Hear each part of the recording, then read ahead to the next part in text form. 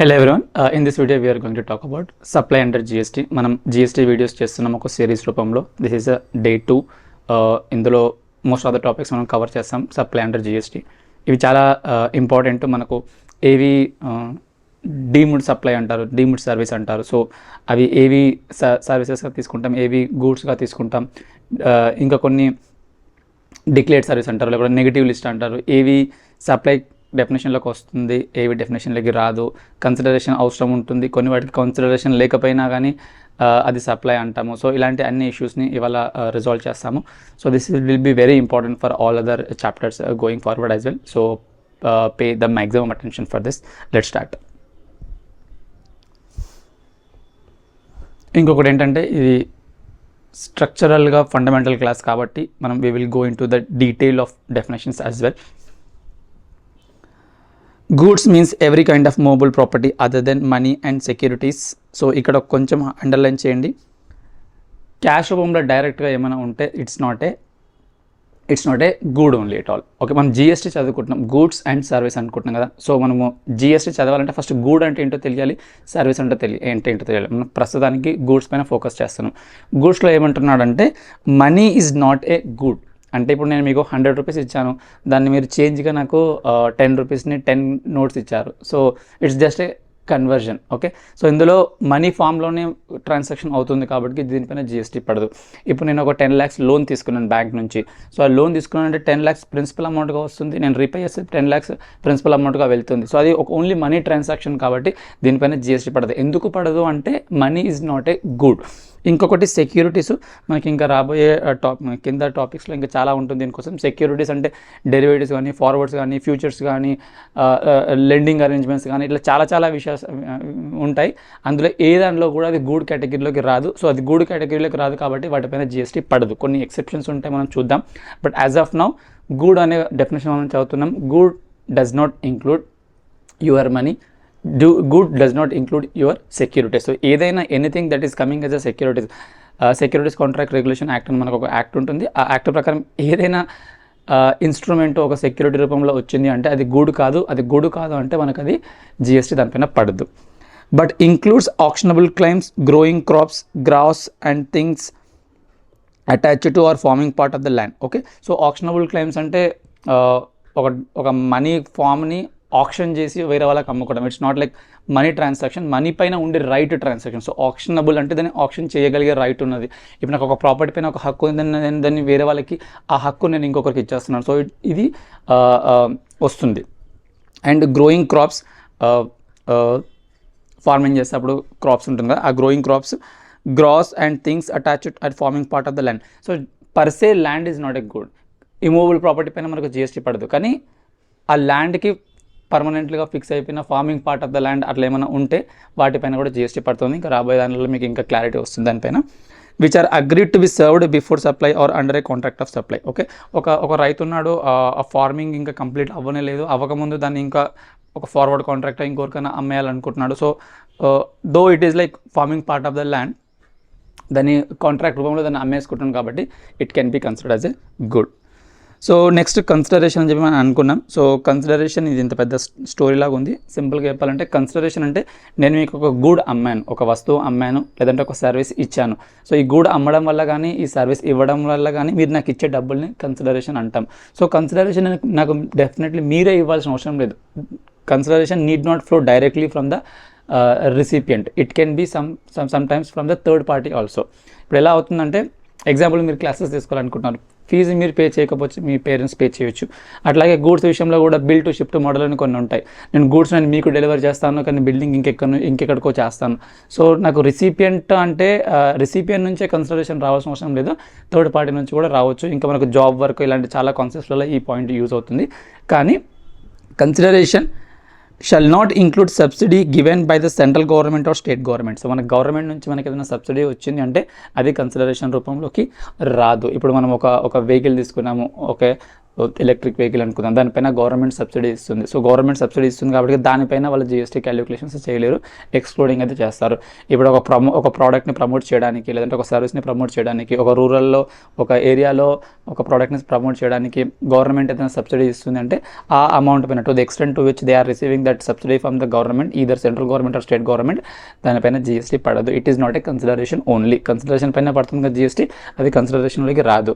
కానీ same subsidy ఒక NGO నుంచి వచ్చింది, లేదంటే ఒక ప్రైవేట్ ఆర్గనైజేషన్ నుంచి వచ్చింది, ఒక పర్సన్ నుంచి వచ్చింది అంటే దానిపైన కూడా జీఎస్టీ పడుతుంది. అంటే ఎగ్జాంపుల్, ఒక ప్రోడక్ట్ నేను 100 రూపీస్కి అమ్మాలనుకుంటున్నాను, దీనిపైన సబ్సిడీ 10 రూపీస్ ఒక ఎన్జిఓ ఇస్తుంది. సో 10 రూపీస్ ఎన్జిఓ ఇస్తుంది కాబట్టి 90 పైన జీఎస్టీ వేయాలంటే కాదు, మొత్తం 100 పైన వేయాలి. ఎందుకంటే subsidy is bin received buy from not a government. So government నుంచి అయితేనే నేను దాన్ని ఎక్స్క్లూడ్ చేస్తాను, లేదంటే దాన్ని ఇంక్లూడ్ చేసి దానిపైన కూడా జీఎస్టీ కడతాను. The monetary value of any act or forbearance in respect of or in response to for the inducement of the supply of goods or service or both, whether by the recipient or by any other person, but shall not include any subsidy given by the central government or state government. ఇక్కడ ఏంటి అంటే ఫర్బేరెన్స్ to act అంటాం. అంటే ఇప్పుడు మీరు ఒక action తీసుకోకుండా ఉండడానికి నేను మీకు డబ్బులు ఇస్తున్నాను. అంటే ఇప్పుడు నాకు ఇక్కడ ఒక ప్రాపర్టీ ఉంది, ప్రాపర్టీ ముంగడ నేను ఏం కన్స్ట్రక్షన్ చేయకూడదని చెప్పడానికి ఒక అగ్రిమెంట్ ఎంటర్ అవుతున్నాను. అంటే agreement is not to do an act, agreement is not to do an act, agreement is to stop from doing an act. అంటే ఒక పని చేయకుండా ఉండడానికి, అంటే మీరు సైలెంట్గా ఉండండి, నేను మీకు డబ్బులు ఇస్తాను, మీ అకౌంటింగ్ సర్వీసెస్ని ఈ ఏరియాలో పెట్టకండి, ఓకే, నాన్ కంపీట్ ఫీజ్ అంటాం కదా ఇంకా సింపుల్ లాంగ్వేజ్లో, లేదంటే ఇక్కడ ఈ కన్స్ట్రక్షన్ చేయకండి, లేదంటే ఈ ప్రోడక్ట్ని మ్యానుఫ్యాక్చర్ చేయకండి, అట్లా ఏదైనా సరే ఫర్బియరెన్స్ టు యాక్ట్, ఒక పని చేయకుండా ఉండడానికి ఎవరైనా డబ్బులు ఇస్తున్నారంటే అది కూడా కన్సిడరేషన్లోకి వస్తుంది. బట్ అగైన్ అది సెంట్రల్ గవర్నమెంట్ దగ్గర నుంచి కానీ స్టేట్ గవర్నమెంట్ దగ్గర నుంచి వస్తాయి, కానీ అది కన్సిడరేషన్ అన్నము.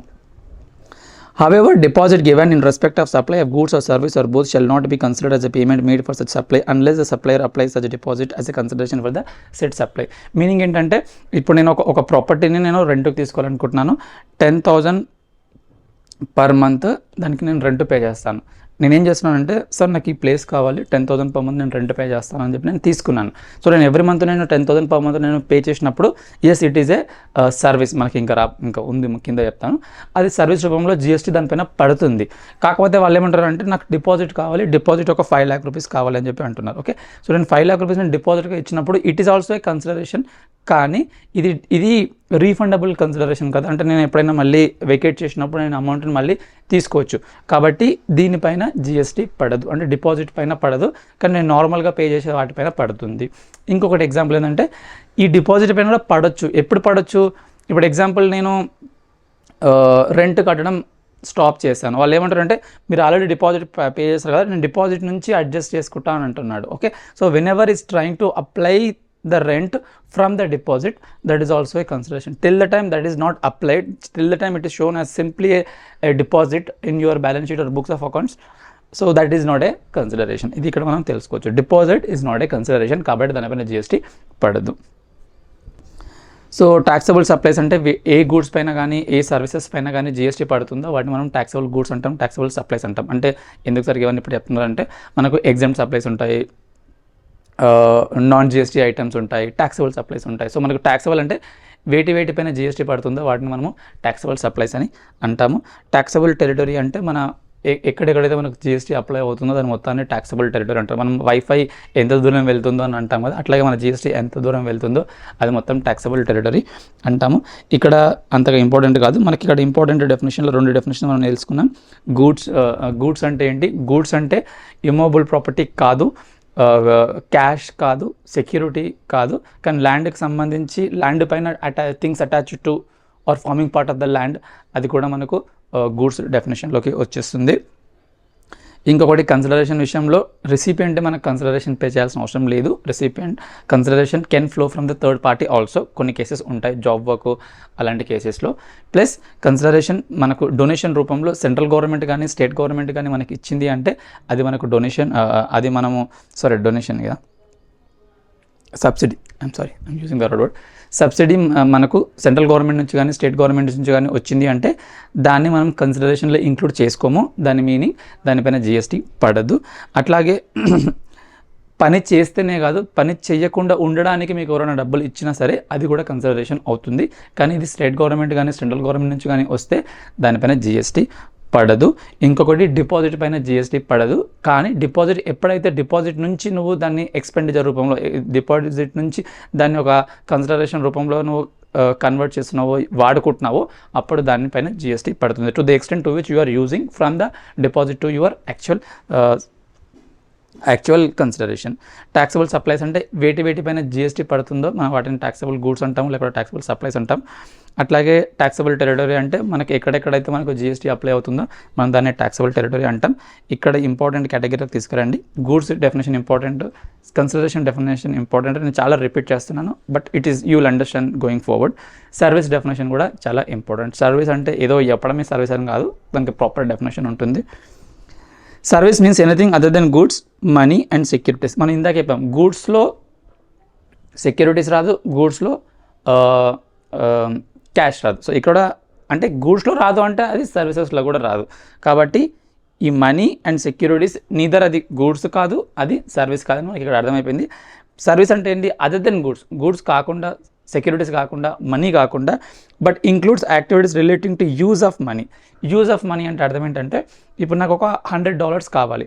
$100 కావాలి అంటే ఇప్పుడు ఏదో ఒక పని మీద $100 కావాలి. ప్రస్తుతానికి రేట్ ఒక 85 రూపీస్ ఉందనుకుందాం.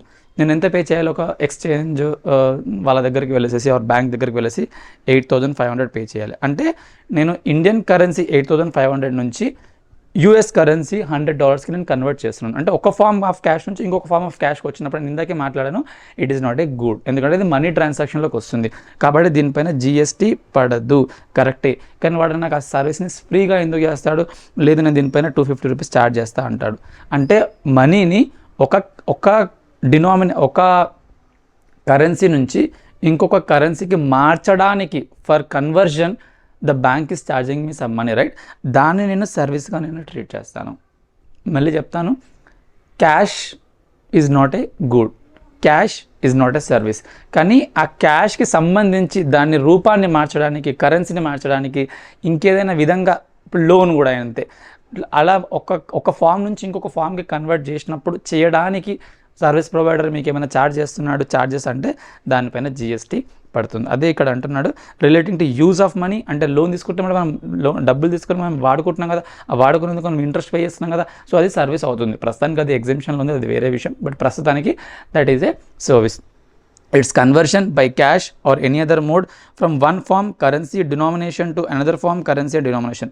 Denomination మార్చినందుకు కానీ, కరెన్సీని మార్చినందుకు కానీ, ఫామ్ని మార్చినందుకు కానీ, ఏ విధంగా అయినా సరే క్యాపిటల్ ట్రాన్సాక్షన్ మనీ రూపంలో వస్తుంది, జిఎస్టీ పడదు. కానీ అది మార్చడానికి, కన్వర్షన్ చేయడానికి, డినామినేషన్ మార్చడానికి నీకు డబ్బులు తీసుకుంటే దానిపైన జిఎస్టీ పడుతుంది. For which A separate consideration is charged. ఎక్కడెక్కడైతే సపరేట్ ఛార్జ్ చేస్తాను, కన్సిడరేషన్ ఛార్జ్ చేస్తున్నాడు, ఇందాక చెప్పిన ఎగ్జాంపుల్ 250 రూపీస్ని సపరేట్గా ఛార్జ్ చేస్తాడు కదా, అట్లా ఛార్జ్ చేస్తున్నాడో దాన్ని మనము జిఎస్టీ పర్వ్యూలోకి తీసుకొస్తాము. ఇంకొకటి పర్సన్ డెఫినేషన్ మనం చూద్దాం. ఎందుకు ఇక్కడ ఇవి అవసరం అంటే ఎక్కడ ఎగ్జామ్లో అడగారు, మనకు తెలియాలి. పర్సన్ అంటే మనలాంటి వాళ్ళు కాదు, గవర్నమెంట్ కూడా పర్సన్లోకి వస్తుంది. ఇండివిజువల్ ఫర్మ్, కార్పొరేషన్ అంటే గవర్నమెంట్ సెటప్ చేసిన corporation, local authority, HUF, LLP, company, association, body of individual, association of persons, body corporate అంటే companies, cooperative societies, and central government, state గవర్నమెంట్లు కూడా మనకు పర్సన్ డెఫినేషన్లోకి వచ్చారు. కాబట్టి వాళ్ళకు కూడా జిఎస్టీ లైబిలిటీ ఉంటుంది. కొన్ని ఎగ్జామ్షన్స్ ఉంటాయి, ఎగ్జామ్షన్స్ చాప్టర్లో చూస్తాం, but they are also liable for GST. Trust కానీ, ఆర్టిఫిషియల్ జ్యుడిషియల్ పర్సన్స్ కానీ, ఇవన్నీ మనకు పర్సన్ కేటగిరీలోకి వచ్చేస్తున్నారు. ఇప్పుడు మనం మెయిన్ ముద్దాకు వద్దాం. ఇక్కడ మెయిన్ పాయింట్ ఏంటంటే సప్లై అంటే ఏంటి. Taxability and meaning, scope of supply section 7లో ఉంటుంది. సెక్షన్ 8లో taxability of composite and mixed supply. Composite and mixed supply అంటే ఏంటంటే మనకు ఒక్కొక్కసారి గూడ్స్ని మనం ఒకటే టైప్లో తీసుకోకుండా కొన్ని కలిపి తీసేసుకుంటాం. సో దట్ అంటే లైక్ మిక్సీ చేసుకొని తీసుకుంటాం. సో దాన్ని మిక్స్డ్ సప్లై అంటామా, కంపోజిట్ సప్లై అంటామా? మిక్స్డ్ సప్లై అయితే ఏ రేట్కి జిఎస్టీ పడాలి, కంపోజిట్ అయితే ఏ రేట్కి పడాలి అనేది మనం ఇక్కడ తెలుసుకుంటాం. దీన్ని మనం ఎగ్జామ్లో మీరు అట్లీస్ట్ ఒక 5 మార్క్స్ వరకు అని ఎక్స్పెక్ట్ చేయొచ్చు. అంటే డైరెక్ట్ క్వశ్చన్లా కాకుండా ఇంకా మేబీ డెఫినేషన్లాగా అడగవచ్చు, లేదంటే ఒక క్వశ్చన్ ఇచ్చేసి at what rate the GST will be applicable for the below transaction అని చెప్పేసి అడగవచ్చు. ఓకే, సో దీనిపైన కొంచెం అటెన్షన్ పే చేయండి, నేను చెప్తాను కూడా. ఇట్స్ లైక్ మీరు ఒక షాప్కి వెళ్ళారు, ఒక ల్యాప్టాప్ కొన్నారు, ల్యాప్టాప్తో పాటు ఒక మౌస్ కొన్నారు, ఒక కీబోర్డ్ కొన్నారు, దాంతోపాటు ఒక ల్యాప్టాప్కి ఒక స్టాండ్ కొన్నారు, మొత్తం కలిపేసి బిల్ చేస్తున్నారు. సో బిల్ చేసినప్పుడు దానికి సపరేట్ GST రేట్ ఉండొచ్చు. ల్యాప్టాప్కి 18 ఉండొచ్చు, ఇంకో దానికి 9 ఉండొచ్చు, ఇంకో దానికి 12 ఉండొచ్చు, ఇంకో దానికి 5 ఉండొచ్చు. సో మొత్తం కలిపి తీసుకుంటున్నప్పుడు మీకు బిల్లులో రేట్స్ ఎలా పడాలి, దానికి సపరేట్ పడాలా, మొత్తం కలిపి హైయెస్ట్ రేట్ పడాలా, వీటిని మనం ఇక్కడ కంపోజిట్ అండ్ మిక్స్లో చూద్దాం. Lot of examples are there, just wait for that. Activities to be treated as supply even if made without consideration. So schedule 1, schedule 3, schedule 2, schedule 3 ఇది కూడా మనకి ఇంపార్టెంట్ కేటగిరీలోకి ఉంటుంది. సో షెడ్యూల్ 1లో ఏముంటుందంటే వితౌట్ కన్సిడరేషన్కి ఇచ్చినా కానీ అది మనకు సప్లైగా మనం ట్రీట్ చేస్తాం. ఏంటి సార్ మీరు చెప్పాలనుకుంటుందంటే, ఇప్పుడు నేను మీకు ఒక క్లాస్ చెప్పినప్పుడు నేను మీ దగ్గర నుంచి ఒక 10,000 తీసుకుంటున్నాను అనుకుందాం. సో 10,000 తీసుకుంటున్నప్పుడు what I'm doing is a service or supply of service, what I'm receiving is a consideration. కాబట్టి ఒక కన్సిడరేషన్ కూడా ఉంది కాబట్టి దీనిపైన నేను GST ఛార్జ్ చేయాలి. 10,000 plus what ever the rate, ఆ రేట్ నేను ఛార్జ్ చేయాలి. కానీ ఇక్కడ ఏంటంటే కొన్నిసార్లు కన్సిడరేషన్ ఉండదు. ఎందుకు ఉండదు అంటే, మేబీ నేను హోల్డింగ్ కంపెనీ, నువ్వు సబ్సిడరీ కంపెనీ ఉండొచ్చు, నేను నీకు సర్వీసెస్ ఇస్తున్నాను, ఎట్లాగో మన కంపెనీలో కానీ చెప్పి నేను కన్సిడరేషనే పెట్టను. సో ఇలా చేసి చాలామంది ట్యాక్స్ని ఎగ్గొట్టే ఛాన్స్ ఉంటుంది. కాబట్టి గవర్నమెంట్ ముందే వచ్చేసింది, బాబు జనరల్గా అయితే నేను ఒక ఐటమ్ని సప్లైగా ట్రీట్ చేయాలి అంటే అక్కడ కన్సిడరేషన్ ఉండాలి. కానీ మీ రిలేషన్ అంత బాండేజ్ అంత స్ట్రాంగ్గా ఉంది, మీ దగ్గర అంత కోఆర్డినేషన్ ఉంది అంటే మీరు ఎలా ఏమైనా తప్పు చేసే ఛాన్స్ ఉంటుంది అనుకున్నప్పుడు, even when there is no consideration లేకపోయినా, డబ్బులు ఫ్లో అవ్వకపోయినా, హోల్డింగ్ కంపెనీ నుంచి, సబ్సిడీ నుంచి కావచ్చు, ప్రిన్సిపల్ నుంచి ఏజెంట్ అయి ఉండొచ్చు, అట్లా మీకు ఏదైనా అలాంటి రిలేషన్షిప్స్ ఉన్నప్పుడు నేను దాన్ని సప్లై అనుకుంటాను, even when there is no consideration. అది మనకు షెడ్యూల్ 1లో ఉంటుంది. షెడ్యూల్ 2లో activities or transactions to be treated as supply of goods or services. So దీని మీనింగ్ ఏంటంటే, ట్రీటెడ్ అంటే మనం దీన్ని డిక్లేర్డ్ సర్వీసెస్ అని అంటాం. అంటే ఒక అంబిగ్విటీ ఉంటుంది, దీన్ని నేను గూడ్ అనుకోవాలా, నేను దీన్ని సర్వీస్ అనుకోవాలా. ఇప్పుడు ఎగ్జాంపుల్, మీరు ల్యాండ్ని రెంట్కి తీసుకొని రెంట్ పే చేస్తున్నారు. మనం ఏమన్నా ల్యాండ్ GSTలో పడదన్నాం, కానీ నువ్వు ల్యాండ్ కొనుక్కోవట్లేదు కదా, ల్యాండ్ పైన ఉండే హక్కును కొనుక్కుంటున్నావు, ల్యాండ్ని వాడుకునే హక్కును కొనుక్కుంటున్నావు. సో ఇది సప్లై ఆఫ్ గూడ్స్ అనాలా, సప్లై ఆఫ్ సర్వీస్ అనాలా, ఒక అంబిగ్యూటీ ఉంది. అలా కాకుండా ఇప్పుడు మీరు ఒక క్యాబ్ బుక్ చేసుకున్నారు ఒక 1 మంత్కి అనుకుందాం, అట్లాంటి సర్వీసెస్ కూడా ఉంటాయి కదా. ఒక 1 మంత్కి బుక్ చేసుకున్నప్పుడు అది గూడే, కానీ దాన్ని నువ్వు మొత్తం కొనుక్కోవట్లేదు, ఓనర్షిప్ పాస్ అవ్వట్లేదు, దాన్ని వాడుకునే హక్కు నువ్వు తీసుకుంటున్నావు. కాబట్టి అగైన్ అది దాన్ని సప్లై ఆఫ్ సర్వీస్లోకి వెళ్తుంది. అట్లాగే మీరు ఒక ఫ్లైట్ టికెట్ తీసుకొని ఒక ప్లేస్ నుంచి ఇంకొక ప్లేస్కి వెళ్ళారు, మీకు రకరకాల సర్వీసెస్ ఇస్తారు వాళ్ళు. అందులో ఫుడ్ ఇవ్వచ్చు, లాంచ్ సర్వీసెస్ ఉండొచ్చు, ఆబ్వియస్లీ ఒక ప్లేస్ నుంచి ఇంకొక ప్లేస్కి వెళ్ళేది ఉండొచ్చు. సో అందులో మీకు చాలా మిక్స్ అయిపోయి వచ్చాయి. సో దాన్ని సపరేట్గా తీయాలా, ఏ రేట్ పైన వేయాలి, సో దాన్ని సప్లై ఆఫ్ సర్వీస్ అనాలా, సప్లై ఆఫ్ గూడ్స్ అనాలా అనేది అక్కడ క్వశ్చన్ వస్తుంది. ఇంకొక క్లాసికల్ ఎగ్జాంపుల్ చెప్పాలంటే, మనం రెస్టారెంట్కి వెళ్ళినప్పుడు ఫుడ్ తింటాం. So food is a good, కానీ మనకు వాడతాను తన సర్వీస్ రూపంలో మనకు అగైన్ సర్వీస్ చేస్తున్నాడు కూడా. సో దాన్ని సప్లై ఆఫ్ సర్వీస్ అనాలా, సప్లై ఆఫ్ గుడ్ అనాలా, ఇవన్నీ మనకు షెడ్యూల్ 2లో చెప్తుంది. షెడ్యూల్ 1లో ఏం చెప్తుందంటే, ఇట్స్ కన్సిడరేషన్ లేకపోయినా వేటి నేను సప్లై అంటాను, కన్సిడరేషన్తో నాకు సంబంధం లేదు అనేది మనకు షెడ్యూల్ 1 చెప్తుంది. షెడ్యూల్ 2లో ఇది సప్లై ఆఫ్ గుడ్ అవుతుందా, సప్లై ఆఫ్ సర్వీస్ అని అవుతుందని చెప్పి అక్కడ చెప్తాడు. షెడ్యూల్ 3లో దీన్ని నెగిటివ్ లిస్ట్ అంటారు. సో నెగిటివ్ లిస్ట్ అంటే అర్థం ఏంటంటే, దీనిపైన GST పడదు అని చెప్పేటి మొత్తాన్ని మనము షెడ్యూల్ 3లోకి తీసుకొస్తాం. అంటే వీటిపైన ఎప్పటికీ GST పడదు, కొన్ని కండిషన్స్ ఉంటాయి. సో ఇప్పుడు ఈ 2 సెక్షన్స్ 3 షెడ్యూల్స్ మనం కరెక్ట్గా తెలుసుకుంటే ఈ చాప్టర్ పైన మనకు చాలా పట్టున్నట్టు అవుతుంది. So let's start. Section 7, all forms of supply of goods or services or both such as sale. మీరు ఏదైనా అమ్ముకున్నా సరే, ఇప్పుడు నేను ఒక మ్యానుఫ్యాక్చర్ అనుకుందాం, ఒక ప్రోడక్ట్ని నేను మ్యానుఫ్యాక్చరింగ్ చేసి అమ్ముకున్నాను, సేల్ అయింది, సో ఇది సప్లైలోకి వస్తుంది. ట్రాన్స్ఫర్ అంటే మనము బ్రాంచ్ ట్రాన్స్ఫర్స్ అట్లా కూడా చేస్తారు. ఓకే, డైరెక్ట్లీ ఒక సేల్ ఇన్వాయిస్ లెక్క కాకుండా ట్రాన్స్ఫర్ రూపంలో కూడా వస్తుంది. సో అది కూడా సప్లై డెఫినేషన్లోకి వస్తుంది. బార్టర్ అంటే నేను మీకు ఏదో చేస్తాను, మీరు నాకేదో చేయండి. అంటే ఇప్పుడు నేను ఒక అకౌంటెంట్, నేను మీకు అకౌంట్ సర్వీస్ ఇస్తాను, మేబీ మీరు ఇంటీరియర్ డెకరేషన్ చేస్తున్నారు, సంథింగ్ అట్లా ఇంకేదైనా సర్వీస్ ఇస్తున్నారు. సో నేను మీకు ఒక సర్వీస్ ఇస్తాను, మీరు నాకు ఒక సర్వీస్ ఇవ్వండి, అది కూడా బార్టర్ సిస్టంలోకి వస్తుంది. దీనిపైన కూడా సప్లై అని అంటాం. కన్సిడరేషన్ లేకున్నా కానీ ఇక్కడ క్లియర్గా అర్థమవుతుంది కదా, మీరు నాకు ఇచ్చే సర్వీసే నా కన్సిడరేషన్, నేను మీకు ఇచ్చే సర్వీసే మీకు కన్సిడరేషన్. సో కన్సిడరేషన్ అయితే ఉంది కదా, కన్సిడరేషన్ మానిటరీ టర్మ్స్లో ఉండాల్సిన అవసరం లేదు, ఇంకే విధంగా ఉన్నా అది కన్సిడరేషన్ అవుతుంది. ఎక్స్చేంజ్ అంటే ఇప్పుడు నాకు ఒక ఓల్డ్ బైక్ ఉంది, ఆ బైక్ నేను పెట్టేసేసి కొత్త బైక్ తీసుకోవాలనుకుంటున్నాను. సో వాడు రిమైనింగ్ అమౌంటే కట్ అంటాడు. సో రిమైనింగ్ అమౌంట్ పైన GST పడుతుందా? కాదు కదా, ఎందుకంటే నేను ఆల్రెడీ ఇస్తున్న ఓల్డ్ బైక్ కూడా అందులో కన్సిడరేషన్లో పార్టే కాబట్టి even that should also be included in the consideration.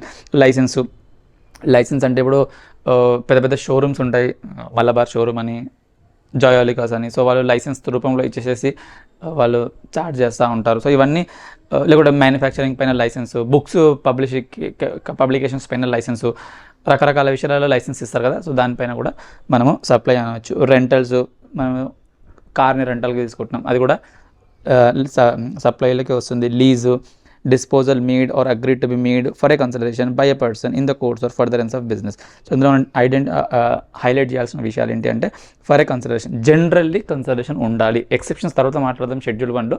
ప్రస్తుతానికి కన్సిడరేషన్ డెఫినెట్లీ ఉండాలి. నేను ఫ్రీ ఆఫ్ కాస్ట్ నేను మీ క్లాసెస్ చెప్తున్నాను అనుకోండి, ఇప్పుడు నేను GST దేనిపైన కట్టాలి, మీరు ఏం నాకు ఇస్తున్నారని చెప్పి, నేను గవర్నమెంట్ ఎందుకు కట్టాలి. అట్లాగే ఫ్రీ శాంపిల్స్ ఇస్తున్నాం, అందులో ఎక్కడ కన్సిడరేషన్ ఉంది, ఏం లేదు అక్కడ, సో GST కట్టను. సో ఎక్కడెక్కడైతే అట్లా కన్సిడరేషన్ ఉండదో దానిపైన GST పడదు. In the course or furtherance of business. In the course or furtherance of business అంటే నేను బిజినెస్ చేస్తున్న as a part of my business, అంటే మన ఆపరేషనల్ యాక్టివిటీ ప్రకారమే అది జరగాలి. Importation of services for a consideration whether or not in the course or furtherance of business. ఇక్కడ కొంచెం హైలైట్ చేసుకోండి, చాలామందికి ఇక్కడ ఒక డిస్టర్బెన్స్గా అనిపిస్తుంది. ఫస్ట్ ఏం చెప్పాడు, నార్మల్గా అయితే ఇవన్నీ మీకు సప్లైలోకి వస్తుంది, కాకపోతే కన్సిడరేషన్ ఉండాలి, plus in the course or furtherance of business ఉండాలి. సెకండ్ విషయానికి ఏమంటున్నానంటే ఇంపోర్ట్ ఆఫ్ సర్వీస్. అంటే ఇప్పుడు నేను ఇక్కడ ఉన్నాను, ఒక సర్వీస్ని నేను వేరే దేశం నుంచి తీసుకోవాలనుకుంటున్నాను, ఒక సర్వీస్ని, ఇంపోర్ట్ ఆఫ్ సర్వీస్ని వేరే దేశం నుంచి తీసుకుంటున్నాను, ఓకే, డబ్బులు పే చేస్తున్నాను. సో డబ్బులు పే చేసి ఒక సర్వీస్ తీసుకుంటున్నాను అంటే అది నాకు సప్లై అవుతుంది. అది నేను బిజినెస్ కోసం వాడుకుంటున్నానా లేకుంటే మా పర్సనల్ లైఫ్ కోసం వాడుకుంటున్నానా అది సంబంధం లేదు. Import of service for a consideration, మీరు దాన్ని in the course of business కావచ్చు, not in the course of business కావచ్చు, still it will be a service. ఇది కొంచెం అర్థం చేసుకోండి. Activities specified in schedule 1 made or agreed to be made without consideration. ఈ point కూడా చెప్పాను, షెడ్యూల్ 1లో మీకు కన్సిడరేషన్ లేకపోయినా సరే అది మీకు సప్లైలోకి వస్తుంది. ఇంకా ఇక్కడ నుంచి కొన్ని ఇంపార్టెంట్ ఇష్యూస్ పైన డిస్కస్ చేద్దాం.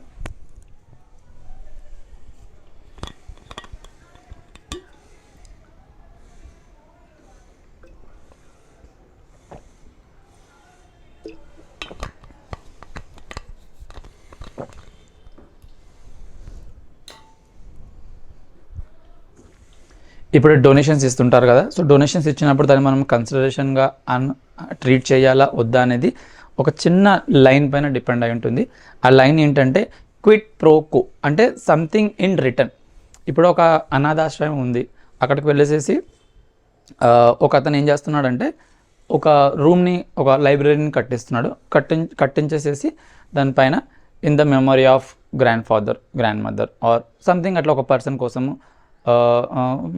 వెల్ విషెస్ ఫ్రమ్ అని చెప్పి తన పేరు పెట్టుకోవడం, అలాంటిది ఏదో చేసి ఒక లైబ్రరీ కట్టిస్తున్నాడు for good cause only, okay. So అది కట్టించినప్పుడు అక్కడ కన్సిడరేషన్ అతనికి ఏమైనా ఉందా అంటే అక్కడ ఏం కన్సిడరేషన్ లేదు. మేబీ పైన రాయించుండొచ్చేమో ఇన్ ద మెమరీ ఆఫ్ అని, లేదంటే వెల్ విషెస్ ఫ్రమ్ అని చెప్పి అట్లా ఏదైనా వాడు రావచ్చు. కానీ తన బిజినెస్కి డైరెక్ట్గా ఏమైనా అడ్వాంటేజ్ వస్తుందంటే ఏం అడ్వాంటేజ్ రావట్లేదు, కాబట్టి దానిని మనం డొనేషన్ పైన GST పడదు. అలా కాకుండా ఇంకొక అనాథాశ్రమే ఉంది,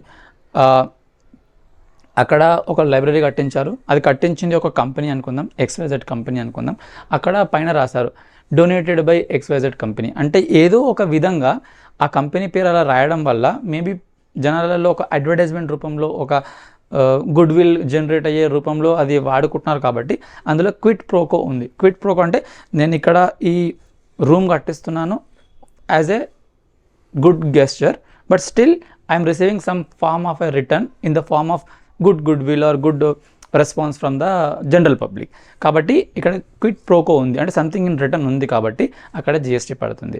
మళ్ళీ చెప్తాను సింపుల్ లైన్లో, డొనేషన్ పైన GST పడుతుందా లేదా అంటే ఎవరైతే డొనేట్ చేస్తున్నారో వాళ్ళకి సంథింగ్ ఇన్ రిటర్న్ వస్తుందా లేదా అనేది. సంథింగ్ ఇన్ రిటర్న్ వస్తుంది అంటే GST పడుతుంది. అంటే సింపుల్గా పేరు రాయడం వల్ల ఏం అంతగా ఏం రిటర్న్ రాదు. బిజినెస్కి సంబంధించి అక్కడ రాశాను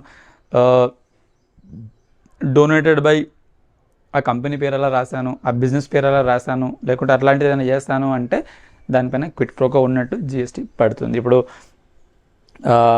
చాలా companies, I'm not getting the names, విలేజెస్లో వెళ్ళేసేసి కొంచెం స్కూల్స్ని రెనోవేట్ చేసేసి అక్కడ వాళ్ళ పేర్లు రాసుకొని వస్తారు, అంటే కంపెనీ పేరు రాస్తారు, donated by, constructed by, renovated by, అట్లాంటిది ఏదైనా పెట్టినప్పుడు ఆబ్వియస్లీ ఆ కంపెనీకి ఒక సంథింగ్ ఇన్ రిటర్న్ వస్తుంది. కాబట్టి ఆ అమౌంట్ ఎంత వాళ్ళు స్పెండ్ చేస్తున్నారో దానిపైన GST పడాల్సిందే. ఇప్పుడు ఒక చిన్న ఎగ్జాంపుల్ ఇక్కడ ఇచ్చాడు చూడండి. Good wishes from mister Bhushan. Okay, ఒక అతను వెళ్ళేసాడు చారిటబుల్ యోగా ఇన్స్టిట్యూషన్కి వెళ్ళేసేసి అక్కడ ఒక బ్లాక్ బోర్డ్ని డొనేట్ చేశాడు. ఆ బ్లాక్ బోర్డ్ పైన good wishes from mister Bhushan అని పెట్టాడు. అంటే ఇందులో అతని డైరెక్ట్గా అతనికి ఏం వచ్చేది ఏం లేదు కాబట్టి దీనిపైన జిఎస్టీ పడదు. ఇంకొక అతను ఏం చేశాడంటే donated by Shrimati Durgadevi in the memory of her father అని చెప్పించాడు. అంటే ఇందులో కూడా బిజినెస్కి సంబంధించి ఏం లేదు కాబట్టి జిఎస్టీ ఇక్కడ ఏమీ పడద్దు. సో డొనేషన్ పైన పాయింట్ క్లియర్ అని అనుకుంటున్నాను. ఏదైనా quid pro quo something in return నాకేంటి అనేది వచ్చుంటే అంటే బిజినెస్ పాయింట్ ఆఫ్ వ్యూలో దానిపైన జిఎస్టీ పడుతుంది, అదర్వైజ్ పడదు. ఇంకొకటి art works sent by artist to galleries for exhibition is not a supply as no consideration flows from the gallery to the artist. ఇప్పుడు నేను ఒక ఆర్టిస్ట్ అనుకుందాం, మనమేం ఆర్టిస్ట్ కాదు, ఒక బొమ్మ వేసాం. ఓకే, ఒక బొమ్మ వేసేసేసి ఒక ఎగ్జిబిషన్లో పెట్టాను. సో నేను ఆర్టిస్టు ఎగ్జిబిషన్లో ఆ డ్రాయింగ్ బొమ్మను తీసుకొచ్చి అక్కడ పెట్టాను. అలా పెట్టడం వల్ల నాకు ఏమైనా కన్సిడరేషన్ వచ్చిందా? రాలేదు. ఏమైనా అమ్మానా? లేదు. అది అక్కడ కస్టమర్స్ ఎవరు కొనకపోతే ఆ బొమ్మ మళ్ళీ నేనే తీసుకొచ్చుకుంటాను.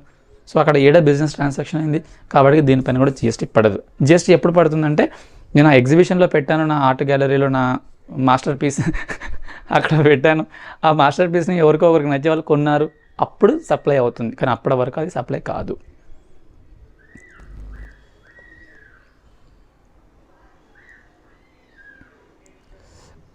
ఇంకా కొన్ని ఎగ్జాంపుల్స్ చెప్దాం. ఎగ్జాంపుల్స్ ఎందుకు ఎక్కువగా చెప్తున్నాను అంటే బుక్లో ఇచ్చారు ఒకటి, ఇంకొకటి వీటిపైననే కొంచెం క్వశ్చన్స్ని అటు ఇటు మార్చేసేసి ఎగ్జామ్లో దీన్ని క్వశ్చన్ రూపంలో తీసుకొచ్చేస్తారు. పేర్లు మారుస్తారు, ఊర్లు మారుస్తారు, నంబర్లు మారుస్తారు, డేట్లు మారుస్తారు. ఎస్. సో ఇక్కడ నెక్స్ట్ ఏంటి అంటే ఇప్పుడు మనకు గేటెడ్ కమ్యూనిటీస్ ఉంటాయి, లేదంటే ఒక పెద్ద అపార్ట్మెంట్లో ఒక 10 ఫ్లోర్స్ ఉన్నాయి, 15 ఫ్లోర్స్ ఉన్నాయి అనుకుందాం. సో వాళ్ళు ఏం చేస్తారంటే ఒక చిన్న అసోసియేషన్గా పెట్టుకుంటారు, వెల్ఫేర్ అసోసియేషన్ అనుకున్నాం. వాళ్ళ అసోసియేషన్లో ఏం చేస్తారంటే రెసిడెంట్ వెల్ఫేర్ అసోసియేషన్ వాళ్ళు కొన్ని మెయింటెనెన్స్ రిలేటెడ్ సర్వీసెస్ని తీసుకుంటారు. ఓకే, సో మెయింటెనెన్స్ రిలేటెడ్ సర్వీసెస్ని వాళ్ళు చేస్తూ ఒక్కొక్క రెసిడెంట్ దగ్గర అంటే ఆ ఫ్లాట్లో అపార్ట్మెంట్ ఎంతమంది అయితే ఉన్నారో వాళ్ళ దగ్గర నుంచి కొంచెం డబ్బుల్ని వాళ్ళు కలెక్ట్ చేస్తారు. ఆ కలెక్ట్ చేసి ఈ సర్వీస్ని ఇస్తారు. సో ఇందులో సర్వీస్ ఎలిమెంట్ ఉందంటే 100% ఉంది, కాకపోతే దీనికి ఎగ్జామ్షన్స్లో కొన్ని లిమిట్స్ ఉంటాయి. But as of now there is a service element in that.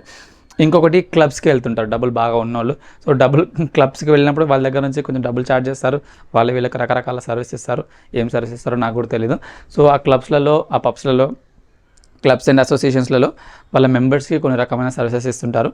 So ఆ సర్వీసెస్లో కూడా సర్వీస్ ఎలిమెంట్ ఉంది, అది కూడా జిఎస్టీ రూపంలోకి వస్తుంది. That is also a business for them. You can not say that మా ట్రస్ట్ అంటే మా మెంబర్స్ అంటే మా ట్రస్ట్ మాకు మేమే సర్వీస్ ఇచ్చుకున్నాము, మాకు మేమే కాబట్టి అందులో జిఎస్టీ ఎలా ఉంది, సెకండ్ పర్సన్ లీడర్ అని చెప్పి అనకండి. అది ఆర్టిఫిషియల్ పర్సన్. ట్రస్ట్ మెంబర్స్ అంతా డిఫరెంట్. మీరే వాళ్ళే మీరు అయినప్పటికీ కూడా ఆ trust or club or whatever అది మీ మెంబర్స్కి ఏదైతే సర్వీస్ ఇస్తుందో అది బిజినెస్ రూపంలో వస్తుంది, దానిపైన జిఎస్టీ పడుతుంది. ఎగ్జామ్షన్స్ ఉంటే సపరేట్ మాట, బట్ ప్రస్తుతానికి అయితే అది జిఎస్టీ రూపంలోకి పడుతుంది. ఇంకొకటి అడ్మిషన్ టు సర్కస్ కానీ, సినిమా హాల్స్ కానీ, అమ్యూజ్మెంట్ పార్క్స్ కానీ, థీమ్ పార్క్స్, వాటర్ పార్క్స్, ఇంకేదైనా పేరు పెట్టుకో, మీరు ఒక అడ్మిషన్ తీసుకుంటున్నారు, అడ్మిషన్ కాలేజ్ అడ్మిషన్ కాదు, ఆ పార్కులోకి వెళ్ళడానికి, ఆ మూవీలోకి వెళ్ళడానికి, ఆ అమ్యూజ్మెంట్ పార్కు, ఆ సినిమా హాల్, సర్కస్, ఇవి ఏవి చూడడానికైనా ఒక అడ్మిషన్ తీసుకుంటున్నారు కదా, అంటే you are purchasing a right to enter కదా. సో ల్యాండ్కి సంబంధించి మనం జిఎస్టీలో పడదన్నాం, కానీ మేము ల్యాండ్ కొనట్లే కదా. ల్యాండ్ పైన జరిగే ఆ ప్రోగ్రామ్ని, ఆ షోని చూడడానికి నువ్వు వెళ్తున్నావు కదా. So you are purchasing a right for certain period. So అది ఒక సర్వీస్ రూపంలోకి వస్తుంది, అది కూడా జిఎస్టీ పడుతుంది. ఇంకొకటి ఈ రేస్ క్లబ్స్ ఉంటాయి కదా, ఈ గుర్రాలతోటి పందాలు పెట్టేసేసి డబ్బులు కలెక్ట్ చేసేసి విన్నర్లకి డబ్బులు ఇచ్చేయడం లాంటివి, బాగా డబ్బులు ఉన్న వాళ్ళు చేసుకునేటివి. సో అలాంటిది ఆ రేస్ క్లబ్స్ కండక్ట్ చేసినప్పుడు వాళ్ళు ఏం చేస్తారంటే ఎవరెవరైతే చూడడానికి వస్తుంటారో, ఎవరైతే దాన్ని బెట్టింగ్ చేయడానికి వస్తారో వాళ్ళ దగ్గర నుంచి డబ్బులు కలెక్ట్ చేసుకుంటారో, వాళ్ళకి ఇష్టం ఉన్నట్టుగా టికెట్లు పర్చేస్ చేస్తారు. సో ఆ డబ్బులన్నీ వస్తాయి. ఎవరైతే ఆ గుర్రం రేస్లో ఎవరైతే విన్ అవుతారో వాళ్ళకి డబ్బులు ఇస్తారు. ఇచ్చేటప్పుడు కొంచెం వాళ్ళు కొంచెం డిడక్ట్ చేసుకుంటారు. ఆబ్వియస్లీ వాళ్ళ మెయింటెనెన్స్ కూడా కావాలి అని చెప్పేసి. సో ఏదైతే డిడక్ట్ చేసుకుంటున్నారో that is the consideration for them. So దానిపైన కూడా జిఎస్టీ పడుతుంది. So next taxability of petroleum. మనకు ఇక్కడ సెంటెన్సెస్ పెద్దగా ఉన్నాయి, బట్ సెంటెన్సెస్ని నేను డీప్గా వెళ్ళట్లేదు, బట్ దాని మీనింగ్ ఎసెన్స్ మీకు చెప్తున్నాను. మీరు దీన్ని చదువుకున్నప్పుడు మీకు ఇంకా క్లియర్గా అయిపోతుంది. ఒకటి ప్రొడక్షన్ షేరింగ్ కాంట్రాక్ట్స్ అని ఉంటాయి. ప్రొడక్షన్ పిఎస్సి కాంట్రాక్ట్స్ అంటే అర్థం ఏంటంటే ఇప్పుడు ఒక ప్లేస్లో పెట్రోల్ బావులు ఉన్నాయి, దాన్ని ఎక్స్ట్రాక్ట్ చేయాలి. మేబీ అది ఒక సముద్రంలో ఉండొచ్చు, ఇంకా బయట అయినా ఉండొచ్చు. సో సముద్రం నుంచి ఆయిల్ని ఎక్స్ట్రాక్ట్ నేను చేద్దామని వెళ్ళాను అనుకున్నాను. నేనంటే ఒక కంపెనీ వెళ్ళాలని అనుకుంది. సో గవర్నమెంట్ ఇచ్చేస్తుంది అలా. న్యాచురల్ రిసోర్సెస్ పైన రైట్ ఎవరికి ఉంటుంది? గవర్నమెంట్కి ఉంటుంది. సో గవర్నమెంట్ ఏమంటుందంటే ఓకే మీరు ఎక్స్ట్రాక్ట్ చేయండి, దాని తర్వాత ప్రాసెస్ చేసి ఏమేమి చేసి అమ్ముకోండి, అమ్ముకున్నాక మీకు ఎంతైతే ప్రాఫిట్ వస్తుందో ప్రాఫిట్లో 40% గవర్నమెంట్కి ఇవ్వండి, 60% మీరు తీసుకోండి. ఇలా ఒక అగ్రిమెంట్కి వచ్చింది. సో అగ్రిమెంట్ అంటే ఈజ్ ఇట్ దట్ నేను అంటే కంపెనీ, నేను గవర్నమెంట్ పార్ట్నర్స్ ఎక్కడ? కాదు, it's not a partner. Or నేనేమన్నా జాయింట్ వెంచర్ లాగా ఎంటర్ అవుతున్నా? జాయింట్ వెంచర్ కూడా కాదు.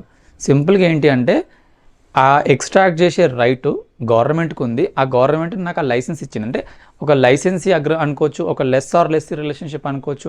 అంతే తప్ప ఒక పార్ట్నర్స్ లెక్క, ఒక జాయింట్ వెంచర్ లెక్క అయితే ఇది కాదు. కాబట్టి ఇందులో ఇంకొక చిన్న ట్విస్ట్ ఉంటుంది. ఆ ట్విస్ట్ ఏంటి అంటే ఇప్పుడు నేను ఆయిల్ని ఎక్స్ట్రాక్ట్ చేయడానికి ఒక 100 crores అయింది అనుకుందాం. That is my cast of petroleum. Okay, so cost petroleum అంటారు దాన్ని. ఎక్స్ట్రాక్ట్ చేయడానికి ఒక 100 crores అయింది, ఫైన్. ఇప్పుడు నేనేం చేస్తాను? దీన్ని నేను అమ్ముకుంటాను పెట్రోల్కి. ఓకే, పెట్రోలియం కంపెనీస్కి. దీన్ని అమ్ముకున్నప్పుడు ఒక 150 crores వచ్చింది అనుకుందాం. అంటే నాకు 50 crores ప్రీమియం వచ్చింది, అంటే ప్రాఫిట్ వచ్చింది, ప్రీమియం వచ్చింది. సో ఈ 50 crores-లో 40% అంటే 20 crores గవర్నమెంట్కి ఇచ్చేస్తాను, 30 crores నేను తీసుకుంటాను.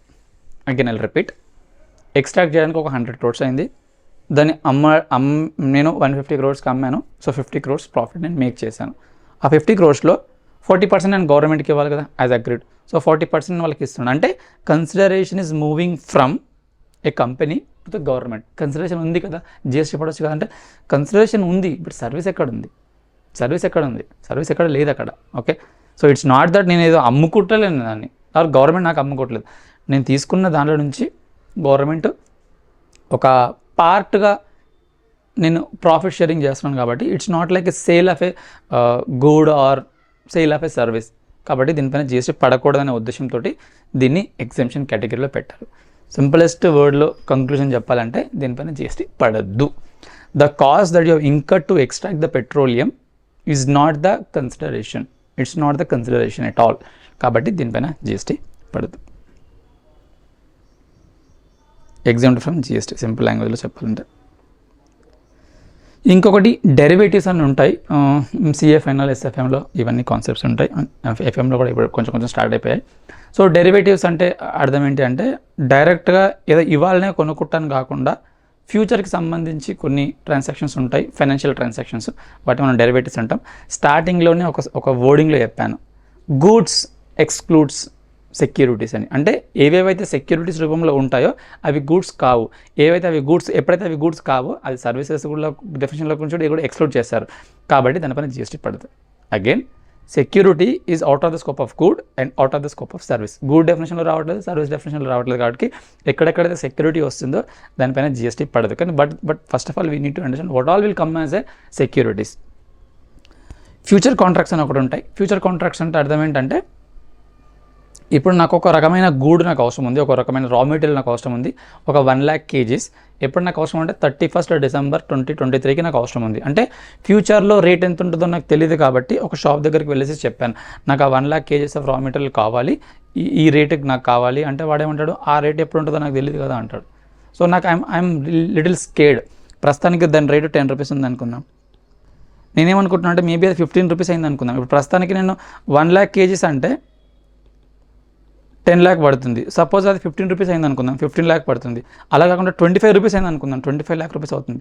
అంటే నాకు ఒక భయం ఉంది, ఆ రేట్ ఎంతైతే పెరుగుతుందో అంతంతా నా లైబిలిటీ కూడా, అంటే నా పెట్టాల్సిన అమౌంట్ కూడా పెరిగిపోతుంది, నా క్యాష్ అవుట్లో కూడా పెరుగుతుంది. కాబట్టి నాకు ఒక ఉపాయం కావాలి. ఆ ఉపాయం ఏంటంటే ఒక షాప్ అతని దగ్గరికి వెళ్ళి అంటున్నాను, సార్ మీరు దాన్ని నాకు ఇది 12 rupeesకి ఇవ్వండి సార్ మినిమం. అంటే అతను కూడా అన్నాడు, ఇప్పుడు 10 rupees ఉంది కదంటే పర్లేదు, నేను 12 rupeesకి లాక్ఇన్ చేసుకుంటున్నాను నా ప్రైస్ అని. అంటే ఫ్యూచర్లో జరిగే ట్రాన్సాక్షన్ ఈ రోజే నువ్వు లాక్ఇన్ చేసేసుకుంటున్నావు. సో 12 rupeesకి నేను అమ్ముతాను, మార్కెట్లో ఏ రేట్ ఉన్నా పర్లేదు, నేను నీకు 12కి అమ్ముతాను అని చెప్పి ఒక అతను నాకు ప్రామిస్ చేస్తున్నాడు. నేను అనుకుంటాను సరే పోతే పోనీ 2 rupees ఎక్స్ట్రా అయినా పర్లేదు, ప్రస్తుతానికి అయితే నాకు మెంటల్ టెన్షన్ అయితే లేదు అని చెప్పేసి. సో దీన్ని మనం ఫ్యూచర్ కాంట్రాక్ట్స్ అంటాం. బట్ నేను ఇప్పుడు ఫైనాన్షియల్ టర్మ్స్ చెప్పడానికి లేదు. సింపుల్గా ఫ్యూచర్ కాంట్రాక్ట్స్ అయితే ఏవైతే ఉంటాయో అవి ఫ్యూచర్లో ఈవెన్చువల్గా డెలివర్ అయ్యాయి అనుకుందాం. ఈవెన్చువల్గా డెలివర్ అయ్యాయంటే అర్థం ఏంటి, నేను 31st డిసెంబర్కి ఇవి తీసుకోవాలనుకుంటున్నాను, కానీ నేను నిజంగానే తీసుకున్నాను అనుకుందాం, ఆ సప్లై ఆఫ్ గూడ్స్ అయిపోతుంది, అది ఎక్సెప్షన్లోకి రాదు. అగైన్ ఒక ఫ్యూచర్ కాంట్రాక్ట్ ఎంటర్ అయ్యాను, ఏమని 31st డిసెంబర్కి నేను ఇది కొనుక్కుంటానని చెప్పి, ఈవెన్చువల్లీ నేను కొన్నాను కూడా, నేను కొంటానని చెప్పాను, కొన్నాను, కాబట్టి సప్లై ఆఫ్ గూడ్స్లోకి వచ్చేస్తుంది. అలా కాకుండా ఆ రోజుకి వచ్చినాక నేను కొనడం ఇష్టం లేదు, మార్కెట్ రేట్ ఎంత ఉంది, మార్కెట్ రేటు 12.5 రూపీస్ ఉంది, నువ్వు 12కి అమ్ముతా ఉన్నావు కదా, అంటే 0.5 రూపీస్ నాకే ప్రాఫిట్ ఉంది కదా, 0.5 మల్టిప్లైడ్ బై 1 lakh 50,000 రూపాయలు నాకే రావాలి కదా, నాకు ఆ డబ్బులు ఇచ్చేసి నేనేం కొనుక్కోను, ఇది కావాలంటే మార్కెట్లో అమ్ముకో అని చెప్పి అంటున్నాను. అంటే నెట్ సెటిల్మెంట్ జరిగింది అంటే అది సర్వీస్లోకి వస్తుంది. అలా కాకుండా ఈవెన్చువల్గా గూడ్స్లోకి, అంటే నేను ఈవెన్చువల్గా కొనుక్కున్నాను అనుకుందాం, ఈవెన్చువల్లీ కొనుక్కున్నప్పుడు అది గూడ్స్ సప్లై ఆఫ్ గూడ్స్లోకి వస్తుంది.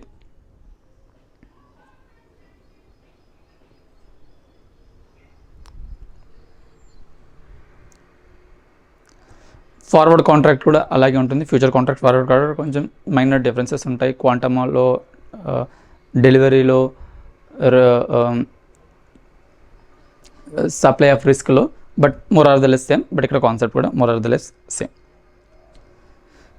డెట్, ఇప్పుడు మనం ఒక అప్పు తీసుకుందాం, ఒక సెక్యూర్డ్, మీకు ఒక ల్యాండ్ ఉంది, ల్యాండ్ పైన లోన్ తీసుకున్నారు, మీరు డిఫాల్ట్ అయ్యారు, కట్టట్లేదు. సో బ్యాంక్ ఏం చేస్తుందంటే కొన్ని రోజుల తర్వాత దాన్ని వాళ్ళకి ఆ లోన్ని థర్డ్ పార్టీకి అమ్మేసుకుంటుంది, అసైన్ చేసుకుంటుంది, వాళ్ళు రికవర్ చేసుకుంటారు, రికవరీ ఏజెన్సీ అని చెప్పేసి. అట్లా ఒక లోన్ పైన, అంటే which is a secured debt, దాన్ని వేరే వాళ్ళకి ఎవరికైనా అసైన్ చేయడం కానీ, సేల్ చేయడం కానీ, పర్చేజ్ చేయడం కానీ చేశారంటే ఇవన్నీ సప్లైలోకి వస్తుంది. ఎందుకంటే అది డెట్ ట్రాన్సాక్షన్ క్యాషే, దానిపైన GST పడదు, కానీ ఆ రైట్ని వేరే వాళ్ళకి అమ్ముకుంటున్నాడు కాబట్టి దీనిపైన పడుతుంది. మనం డిపాజిట్స్ బ్యాంక్లో చేస్తాము, లోన్స్ తీసుకుంటాము, వీటిపైన కూడా GST పడదు. ఇప్పుడు నేను నా దగ్గర ఒక 1 lakh రూపీస్ ఉంది, నేను బ్యాంక్లో వెళ్ళి డిపాజిట్ చేస్తాను, సో నా 1 lakh బ్యాంక్లోకి వెళ్ళింది, నాకు కావాలనుకున్నప్పుడు నేను బ్యాంక్ నుంచి తెచ్చుకుంటాను, అది క్యాష్ ట్రాన్సాక్షన్ అయిపోయింది కాబట్టి GST పడదు. కానీ దానిపైన ఇంట్రెస్ట్ వచ్చినా కానీ, దానిపైన బ్యాంక్ ఛార్జెస్ వచ్చినా కానీ, అంటే లోన్ తీసుకున్నాను అనుకుందాం, లోన్ పైన బ్యాంక్ ఛార్జెస్ కానీ, అలాంటి ఈ ఛార్జెస్ పైన కానీ GST పడుతుంది. ఇంట్రెస్ట్కి అయితే ఎగ్జెంప్షన్ ఉంది ప్రస్తుతానికి, బట్ అదర్ దెన్ దట్ మీకు ఇంకా బ్యాంక్ రకరకాల ఛార్జీలు చేస్తుంది కదా, వాటిపైన GST పడుతుంది. ఇంకోటి ఇంపోర్టేషన్ ఆఫ్ సర్వీసెస్ కోసం ఇప్పుడే చెప్పాను.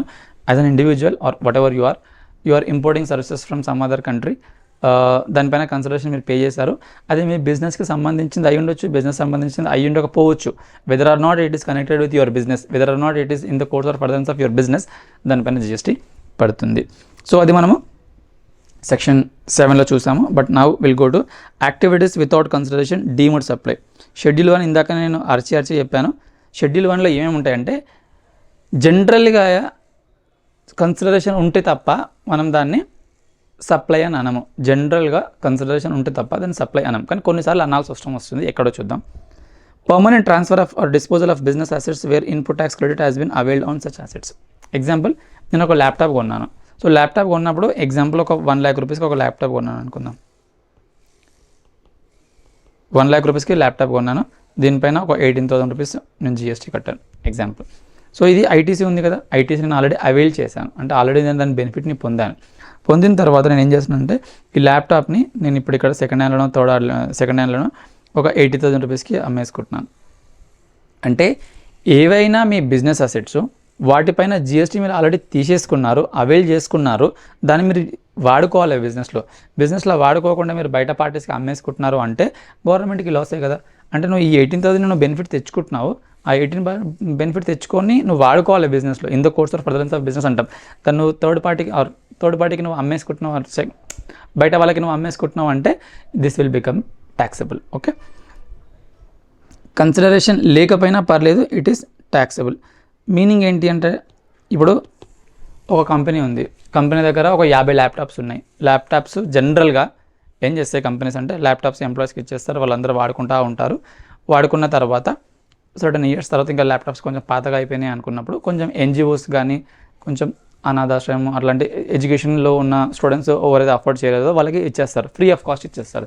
సో ఫ్రీ ఆఫ్ కాస్ట్ ఇచ్చినప్పుడు మన లా ఏమంటుందంటే, even though there is no consideration, అక్కడ కన్సిడరేషన్ లేదు, నువ్వు ఫ్రీగానే ఇచ్చుకుంటున్నావు, నేను తప్పు పట్టట్లేదు నువ్వు ఇచ్చుకోవడానికి, కానీ నువ్వు ఏవైతే నువ్వు బిజినెస్ అసెట్స్ కొన్నావో వాటిపైన ITC తీసుకున్నావో, ITC తీసుకున్నవి దాన్ని కొన్ని ఇయర్స్ వరకు వాడుకోవాలి. అలా వాడుకోకుండా నువ్వు వెంటనే అమ్మేసుకుంటున్నావు. జనరల్గా కంపెనీస్ అలా చేయవు, బట్ వెంటనే అమ్ముకుంటే వాటిపైన మీరు GST కట్టాల్సిన అవసరం వస్తుంది. చెప్పాలంటే అది రివర్స్ అవుతుంది అని చెప్పొచ్చు. మన సబ్జెక్ట్ పాయింట్ ఆఫ్ వ్యూకి వచ్చేస్తే, ఏదైనా బిజినెస్ అసెట్ని మీరు కొనుక్కొని దానిపైన ఐటీసీని అవైల్ చేసుకొని ఆ అసెట్స్ని మీరు అమ్ముకుంటున్నారు, డబ్బులకు కావచ్చు లేదంటే ఫ్రీగా ఇచ్చుకుంటున్నారు, అయినా కానీ దానిపైన జిఎస్టీ కట్టాలి. Supply of goods or services or both between related persons between distinct persons. So section 25లో కొన్ని ఇస్తాడు రిలేటెడ్ పార్టీస్ అని చెప్పేసి. ఆ రిలేటెడ్ పార్టీస్ కోసం మీరు ఏదైనా సప్లై చేసినప్పుడు అక్కడ కన్సిడరేషన్ లేకపోయినా కానీ దానిపైన జిఎస్టీ పడుతుంది. ఇప్పుడు హోల్డింగ్ కంపెనీ ఉంది, సబ్సిడరీ కంపెనీ ఉంది, అంతా మన వాళ్ళే కదా, వాడు ఊరికే సప్లై చేస్తూ ఉంటాడు. So even though it is no consideration లేనప్పటికీ కూడా దీనిపైన జిఎస్టీ పడుతుంది. ఇంకొకటి ఎంప్లాయీకి జనరల్గా బెనిఫిట్స్ ఇస్తుంటారు, 50,000 వరకు ఇవ్వచ్చు. 50,000 దాటింది అంటే దానిపైన జిఎస్టీ గవర్నమెంట్ ఎంప్లాయర్ కట్టాలి. Provided that gifts not exceeding 50,000 rupees in value in a financial year by an employer to employee shall not be treated as supply of goods or services or both. అంటే ఒక ఎంప్లాయీకి 50,000 కంటే తక్కువ items ఇస్తే దానిపైన GST పడదు. 50,000 in a financial year దాటింది అంటే దానిపైన జిఎస్టీ కట్టాల్సిన అవసరం ఉంటుంది. ఇంకొకటి ప్రిన్సిపల్ ఏజెంట్కి కూడా ఇస్తుంటాడు. ప్రిన్సిపల్ ఏజెంట్ మనము సిపిటి ఆర్ ఫౌండేషన్ లెవెల్లో చదువుకుంటాం కదా. సో గూడ్స్ ఒక అతని దగ్గర ఉంటాయి, ఏజెంట్ ఇంకో దగ్గర ఉంటుంది. ఇతను గూడ్స్ ఇతనికి ఇస్తాడు, ఇతను గూడ్స్ని అమ్ముకుంటాడు. ఓకే, వన్ ఎగ్జాంపుల్ చెప్తున్నాను, ఇంకా చాలా రకాలు ఉంటాయి. సో అట్లా ప్రిన్సిపల్ ఏజెంట్ అంటే వాళ్ళు as if they are like father son or it's like family members type ఉంటుంది. సో ఇక్కడ ట్రాన్సాక్షన్లో ఎక్కడా కూడా కన్సిడరేషన్ ఉండదు, ఎందుకంటే తర్వాత కడతాంలే అనుకుంటారు కదా, but still it is a supply. By an agent to principal where the agent undertakes to receive such goods on behalf of the principal. Same thing. Principal ఏజెంట్లో ఇక్కడ నుంచి ఇక్కడికి వచ్చినా అది సప్లై అవుతుంది, ఇక్కడ నుంచి ఇక్కడికి వచ్చిన అంటే ప్రిన్సిపల్ నుంచి ఏజెంట్కి వచ్చిన, ఏజెంట్ నుంచి ప్రిన్సిపల్కి వచ్చిన అది సప్లై రూపంలోనే కన్సిడర్ చేస్తాం. Import of services by a person from a related person or from any of is establishment outside India in the course or furtherance of business. So దీని meaning ఏంటి, ఇప్పుడు నేను ఒక సబ్సిడరీ కంపెనీ ఇన్ ఇండియా, నా holding company యూఎస్లో ఉంది, that is the parent company. వాళ్ళు నాకు ఒక రకమైన ఇన్ఫర్మేషన్ టెక్నాలజీకి సంబంధించిన ఏదో ఒక కోడింగ్ కావచ్చు, ఏదో ఒక సర్వీసెస్ వాళ్ళు నాకు ఇస్తున్నారు. ఓకే, సో నేను దాన్ని సర్వీసెస్ని ఇస్తున్నారు అంటే which means that I'm importing the services. So అక్కడ కన్సిడరేషన్ ఉంటుందా అంటే ఉండదు. జనరల్గా ఉండకపోయినా పెద్ద మ్యాటర్ ఏం కాదు, ఒక జేవీ పాస్ చేసుకుంటారు. బట్ జిఎస్టీ ఆ పాయింట్ ఆఫ్ వ్యూలో చూడట్లేదు. నువ్వు యాజ్ అ సబ్సిడరీ నీ పేరెంట్ నీకు ఏదైనా సర్వీస్ ఇస్తుందంటే you are importing services from them. Okay, so దానిపైన కన్సిడరేషన్ లేకపోయినా కానీ జిఎస్టీ పడాలని చెప్పేసి ఇక్కడ చెప్తుంది. But it should be in the course of furtherance of business. ఇందాక కొంచెం డిఫరెన్స్ని ఐడెంటిఫై చేయండి. అన్రిలేటెడ్ పార్టీ నుంచి, రిలేటెడ్ పార్టీ నుంచి కాదు, అన్రిలేటెడ్ పార్టీ నుంచి మీరు ఏమైనా సర్వీసెస్ని తీసుకుంటున్నారు, కన్సిడరేషన్ పే చేస్తున్నారు, సర్వీసెస్ని తీసుకుంటున్నారు, కన్సిడరేషన్ పే చేస్తున్నారు, whether or not in the course of furtherance of business, అంటే మీ బిజినెస్కి సంబంధం లేకపోయినా జిఎస్టీ పడుతుంది. ఇది అన్రిలేటెడ్. అన్రిలేటెడ్ ఒకటి, రిలేటెడ్ ఒకటి, రెండు ఉన్నాయి. అన్రిలేటెడ్ ఏమంటున్నాం, కన్సిడరేషన్ ఉంటుందా అంటే మనకు తెలియని వాడు కదా, ఎస్ కన్సిడరేషన్ ఉంటుంది. In the course or furtherance of business అవసరం ఉందా ఇదంటే అవసరం లేదు. అంటే మీరు గూడ్స్ని ఇంపోర్ట్ చేసుకుంటున్నారు అన్రిలేటెడ్ పార్టీ నుంచి, సర్వీసెస్ని ఇంపోర్ట్ చేసుకుంటున్నారు అన్రిలేటెడ్ పార్టీ నుంచి, import of service, consideration pay చేస్తున్నారు, అది మీ బిజినెస్లో in the course or furtherance of business ఉన్నా ఉండకపోయినా దీనిపైన జిఎస్టీ పడుతుంది. రిలేటెడ్ పార్టీ నుంచి వచ్చినప్పుడు ఇక్కడ కూడా ఇంపోర్ట్ ఆఫ్ సర్వీసే చేసుకుంటున్నారు,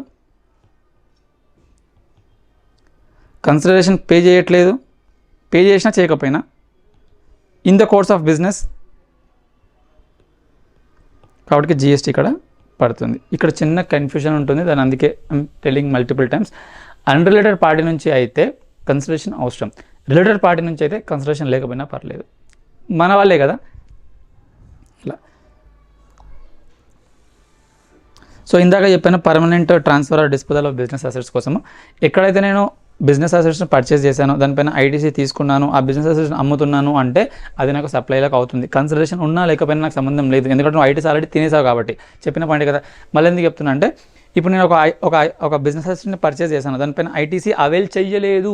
ఎందుకు చేయలేదు, అది బ్లాక్డ్ క్రెడిట్లో వచ్చింది ఫర్ సమ్ రీజన్. నాకు సెక్షన్ 17(5) ప్రకారం బ్లాక్డ్ క్రెడిట్స్ అనే కాన్సెప్ట్ ఉంటుంది. అంటే కొన్ని ఇన్పుట్స్ పైన నువ్వు క్రెడిట్ తీసుకోలేవు. అట్లా తీసుకున్నప్పుడు నేను ఎట్లాగో ఐటీసీ తినలేదు, నేను అమ్ముకుంటే ఎంత, అమ్ముకోకుంటే ఎంత, నేను డబ్బులు తీసుకుంటే ఎంత, డబ్బులు తీసుకోకుంటే ఎంత, దీనిపైన జిఎస్టీ ఎందుకు పడాలి? ఆబ్వియస్లీ పడాల్సిన అవసరం లేదు.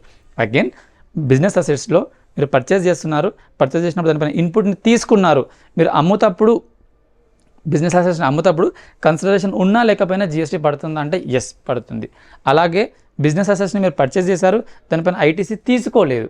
ఎందుకు తీసుకోలేదు? అది బ్లాక్ క్రెడిట్ వల్ల తీసుకోలేదు. ఇప్పుడు మీరు అమ్ముతున్నప్పుడు కన్సిడరేషన్ తీసుకున్నా తీసుకోకపోయినా నాకు సంబంధం లేదు, అమ్ముతున్నప్పుడు దానిపైన జిఎస్టీ పడదు, ఎందుకంటే నేను ఐటీసీ తినలేదు కాబట్టి. సింపుల్గా ఐటీసీ తీసుకుంటే నువ్వు అమ్ముకున్నప్పుడు జిఎస్టీ పడుతుంది, even if it is for without consideration.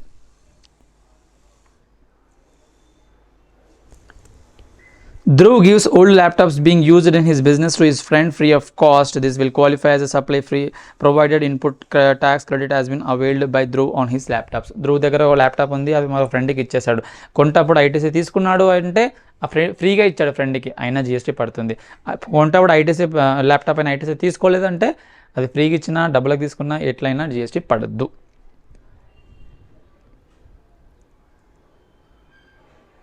Already చెప్పాను, సో మళ్ళీ చెప్పాల్సిన అవసరం లేదు. ఇక్కడ కొన్ని ఎగ్జాంపుల్స్ చూద్దాం, మీకు ఇంకా వెల్ వర్స్డ్ అవుతారు. Mohan, a chartered accountant, has registered head office in Delhi. He has also obtained registration in the state of West Bengal in respect of his newly opened branch office. So ఈ సిఏకి ఒక office ఢిల్లీలో ఉందంట, ఇంకొక office west బెంగాల్లో ఉందంట. రెండు different states అంటే రెండు డిఫరెంట్ రిజిస్ట్రేషన్స్ ఉంటాయి, బట్ సేమ్ పైన. Mohan shawl be treated as distinct persons in respect of registrations in west Bengal and Delhi. ఎందుకంటే ఒకటే పర్సన్కి సంబంధించి రెండు డిఫరెంట్ లొకేషన్స్లో రెండు రిజిస్ట్రేషన్స్ ఉన్నాయి. So these are all distinct persons అని అంటాము. Further, where a person who has obtain or is required to obtain a registration in a state or union territory in respect of an establishment has an establishment in another state or union territory, then such establishment shall be treated as establishment of distinct persons. ఇందాక చెప్పాము, ఎగ్జాంపుల్దే మళ్ళీ కింద ఇచ్చాడు. So ఒక స్టేట్లో కానీ union టెరిటరీలో కానీ ఒక రిజిస్ట్రేషన్ ఉంది, ఆ పర్సన్కి సేమ్ పర్సన్కి సంబంధించి ఇంకేదో ఎస్టాబ్లిష్మెంట్ ఇంకేదో స్టేట్లో ఉన్నప్పుడు ఈ రెండు ఎస్టాబ్లిష్మెంట్స్ని మనము డిస్టింక్ట్ ఎస్టాబ్లిష్మెంట్స్ అని డిస్టింక్ట్ పర్సన్స్ అని చెప్పి అంటాం. ఓకే, సో ఒక స్టేటు ఒక యూనియన్ టెరిటరీ అయి ఉండొచ్చు, ఒక యూనియన్ టెరిటరీ ఒక స్టేట్ అయి ఉండొచ్చు, ఒక యూనియన్ టెరిటరీ ఇంకొక యూనియన్ టెరిటరీ అయి ఉండొచ్చు, ఒక విదిన్ ఇండియా ఒకటి అవుట్ సైడ్ ఇండియా కూడా అయి ఉండొచ్చు. Rishabh Enterprises, a registered supplier, owns an air-conditioned restaurant in Vihar, Maharashtra. So మహారాష్ట్రలో అతనికి ఒక రెస్టారెంట్ ఉంది. It has opened liquor shop in Raipur, Uttarakhand for trading of alcoholic liquor for human consumption. మీరు day 1 క్లాస్కి వెళ్ళండి. డే 1 క్లాస్లో మనం మాట్లాడుకున్నప్పుడు ఏమనుకున్నాం, alcoholic liquor for human consumption is outside the purview of GST అన్నాం. అంటే అర్థం ఏంటి, ఇతనికి మహారాష్ట్రలో ఒక ఎంటిటీ ఉంది, దానిపైన జిఎస్టీ రిజిస్ట్రేషన్ జరిగింది. ఇంకొక ఎంటిటీ ఇంకెక్కడో ఉంది, దానిపైన జిఎస్టీ రిజిస్ట్రేషన్ జరగట్లేదు, ఎందుకంటే అది జిఎస్టీ పరిధిలోకి రావట్లేదు. Alcoholic liquor for human consumption చేస్తున్నాడు. Since supply of alcoholic liquor for human consumption in Uttarakhand is a non taxable supply, Rishabh enterprise is not required to obtain registration with respect to the same in Uttarakhand. ఇందాక చెప్పాను, అది non taxable సప్లైలోకి వస్తుంది కాబట్టి దానిపైన GST registration తీసుకోవాల్సిన అవసరం అతనికి లేదు. In this case, air condition restaurant in Maharashtra and liquor shop though not registered in Uttarakhand shall be treated as establishment of distinct persons. So అంటే ఇప్పుడు ఏమంటున్నాడు, ఈ స్టేట్లో రిజిస్టర్డ్ అయ్యి ఉంది ఎందుకంటే వీడు ట్యాక్సబుల్ సప్లైస్ చేస్తున్నాడు, ఈ స్టేట్లో రిజిస్టర్ అవ్వలేదు ఎందుకంటే అది ట్యాక్సబుల్ సప్లైస్లోకి రావట్లేదు. బట్ స్టిల్ వీడు ఫుడ్ ఇక్కడ నుంచి అక్కడికి తీసుకుపోయినా, ఇక్కడ లిక్కర్ ఇక్కడ తీసుకుపోయినా, even whether or not registered అంటాడు, ఇక్కడ పక్కా రిజిస్ట్రేషన్ చేసుకోవాలని అనట్లేదు, వెదర్ ఆర్ నాట్ రిజిస్టర్డ్ అంటాడు. కాబట్టి ఈ రెండింటిని డిస్టింక్ట్ పర్సన్స్ అని అంటాడు.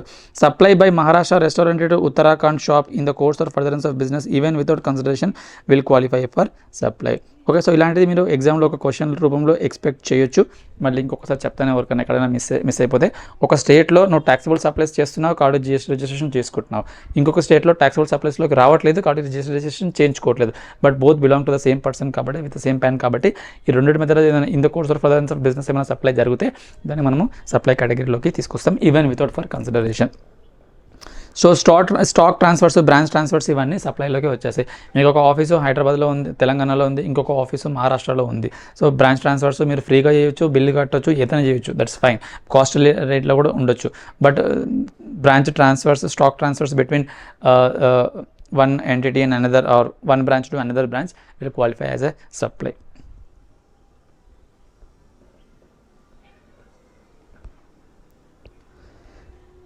Raghubir Fabrics transfers 1000 shirts from his factory located in Lucknow to his retail showroom in Delhi so that the same can be sold from there. So ఇతను లక్నోలో ఉండి ఒక 1000 షర్ట్స్ని ఢిల్లీకి పంపిస్తున్నాడు, అక్కడ అమ్ముకోండి అని చెప్పేసి. The factory and retail showrooms of Raghuvaram fabrics are registered in the states where they are located. అంటే వాళ్ళకు సపరేట్ రిజిస్ట్రేషన్స్ ఉన్నాయి. Although no consideration is charged, supply of goods from factory to retail showroom constitute supply. So ఫ్యాక్టరీలో manufacturing అయిపోయింది, అది ఇక్కడ ఉంది, లక్నోలో ఉంది, షోరూమ్ ఢిల్లీలో ఉంది. సో షోరూమ్కి పంపిస్తున్నాడు, కన్సిడరేషన్ తీసుకోవట్లేదు, but fine, it is a supply.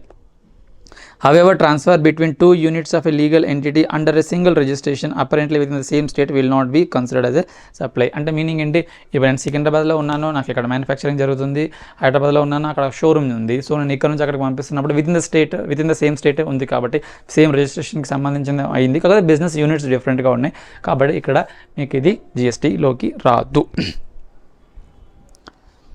Raghuram fabrics transfers Okay, Raghuram Fabrics transfers 1000 shirts from his factory located in Lucknow to his retail showroom in Kanpur so that the same can be sold from there.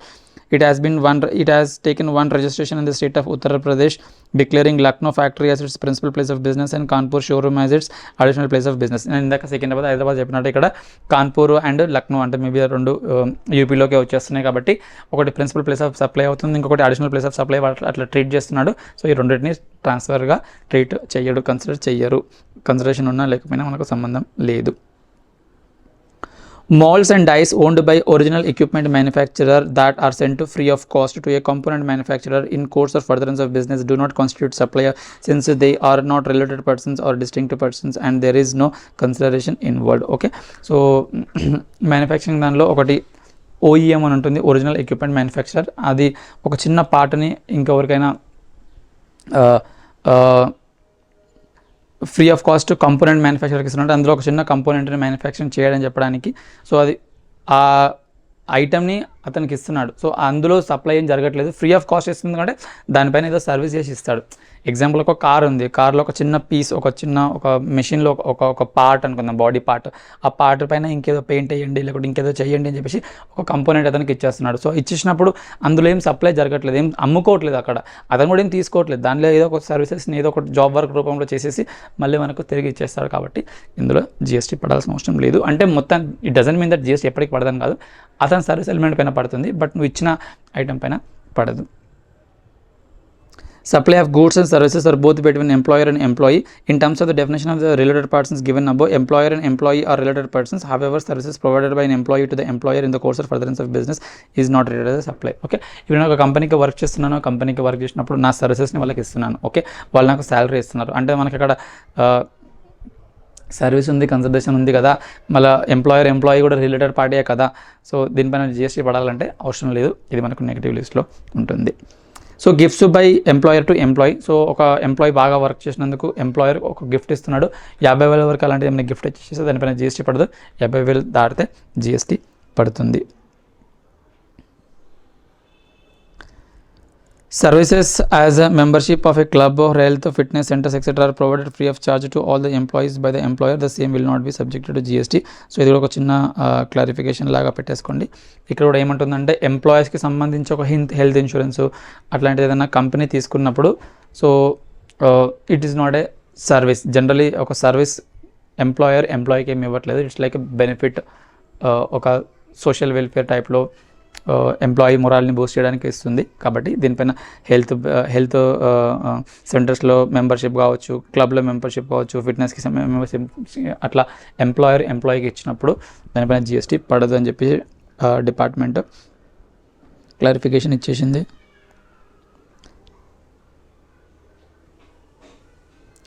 The same would hold true for free housing to employees when the same is provided in terms of the contract between the employer and employee and is a part and parcel of the cost to the company. Okay, so ఇక్కడ కూడా మనకు quarters అని అంటుంటాం కదా. So ఎంప్లాయీకి ఒక క్వార్టర్స్లో మనము rent free accommodation మనం డైరెక్ట్ ట్యాక్స్లో చదువుకున్నట్టుగా ఇచ్చినప్పుడు అక్కడే ఆల్రెడీ పర్పోజిట్లో పడుతుంది వాడికి, మళ్ళీ దీనిపైన ఇంకో జిఎస్టీ చేయాల్సిన అవసరం లేదని చెప్పేసి క్లారిఫికేషన్ కూడా వచ్చేసింది. Next principal agent relationship schedule 1లోనే మాట్లాడుకున్నాం. ఏంటి ప్రిన్సిపల్ ఏజెంట్ రిలేషన్షిప్ అంటే ఇక్కడ కన్సిడరేషన్ లేకపోయినా కానీ జిఎస్టీ పడుతుంది. Supply of goods by a principal to his agent without consideration where the agent undertakes to supply such goods on behalf of the principal is considered as a supply. Okay, ఇప్పుడు నేను principal అనుకుందాం, మీరు agent అనుకుందాం.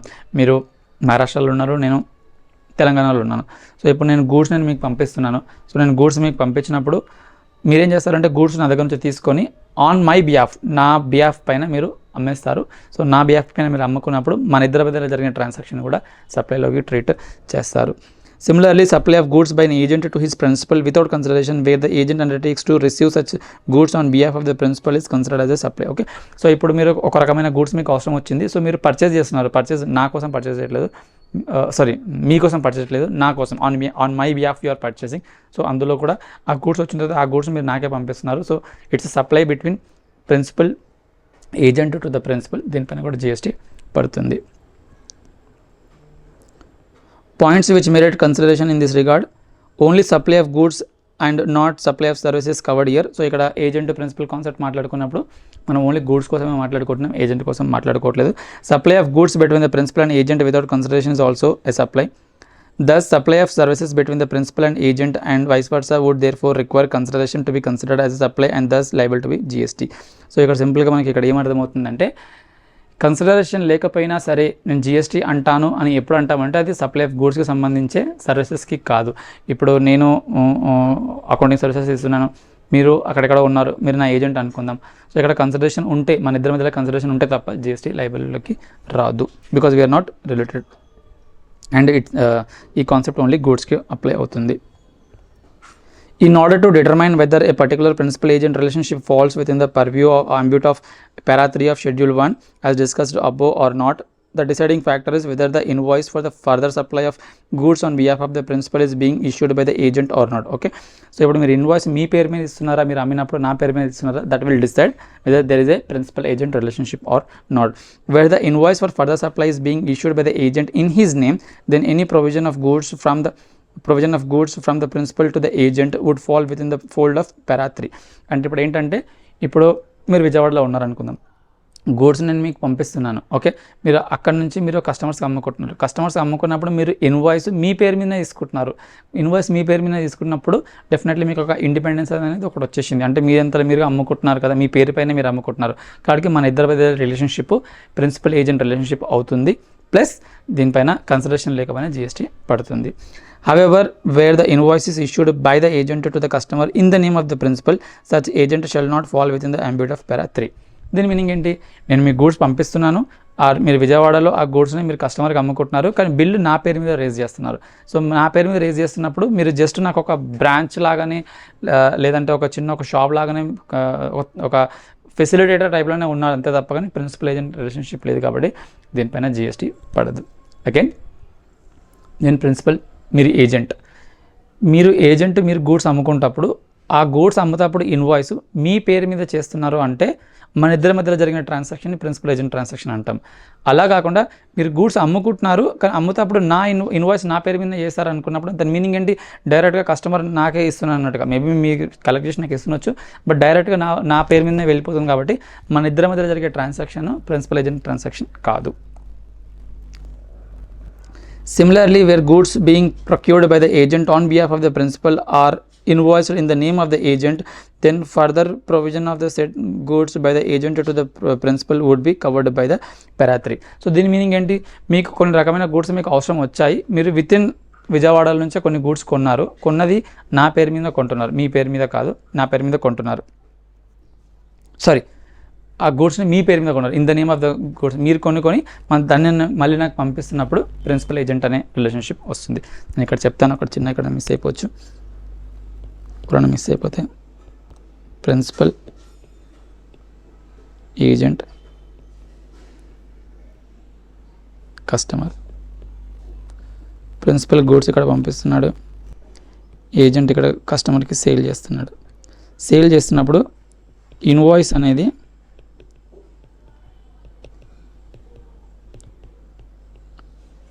In the name of agent ఉంది అంటే principal to agent relationship exist అవుతున్నట్టు. Consideration లేకపోయినా కానీ నేను మీకు గూడ్స్ పడతాప్పుడు GST పడుతుంది. అలా కాకుండా in the name of principal అన్నప్పుడు ఈ relationship principal to agent relationship లేనట్టు. ఇంకొకటి, ఈ ఏజెంటు లోకల్గా పర్చేస్ చేస్తున్నాడు. లోకల్గా పర్చేస్ చేస్తుంది ఎలా చేస్తున్నాడు అంటే 2 విధాలు ఉన్నాయి ఇక్కడ. ఒకటి, in the name of principal, in the name of agent, అంటే తన పేరు మీదనే కొనుక్కున్నాడు. ఆ కొనుక్కున్న గూడ్స్ని నాకు మళ్ళీ రిటర్న్ పంపిస్తున్నాడు. ఇక్కడ గూడ్స్ నేను పంపించాను ఫస్ట్ టైం, ఇప్పుడు ఆ గూడ్స్ని నాకు పంపిస్తున్నాడు. కొన్నది తన పేరు మీద, ఫస్ట్ ఏజెంట్ తన పేరు మీద కొనుక్కొని నాకు పంపిస్తున్నాడు. కాబట్టి ప్రిన్సిపల్ టు ఏజెంట్ రిలేషన్షిప్ అక్కడ ఉంది. అలా కాకుండా కొంటప్పుడే నా పేరు మీద కొనుక్కున్నాడు, అంటే నా పేరు మీద కొన్నప్పుడు ఒక జిఎస్టీ ట్రాన్సాక్షన్ పడింది కదా. సో ప్రిన్సిపల్ పేరు మీద కొనుక్కుంటే ఈ ఏజెంట్ రిలేషన్షిప్ లేనట్టు.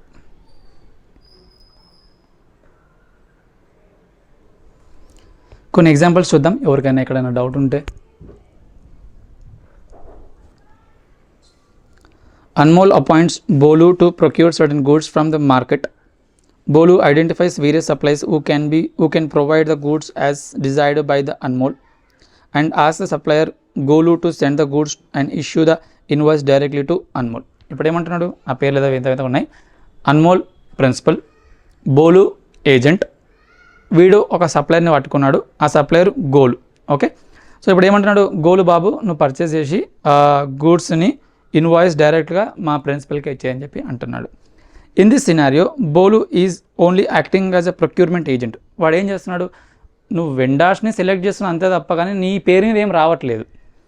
And has no way involved himself in the supply of receipt of the goods తీసుకోవట్లేదు, రిసీవ్ చేసుకోవట్లేదు. Hence in accordance with the provisions of this act, Bolu is not an agent of Anmol for supply of goods in terms of para 3 of the schedule 1. ఇది కూడా ఒకసారి మళ్ళీ చెప్తాను ఎవరికైనా miss అయిపోతే, but it's fine. ఒక్కోసారి 2 సార్లు పోతాయి ఇవి. అన్మోల్ వీడు ప్రిన్సిపల్,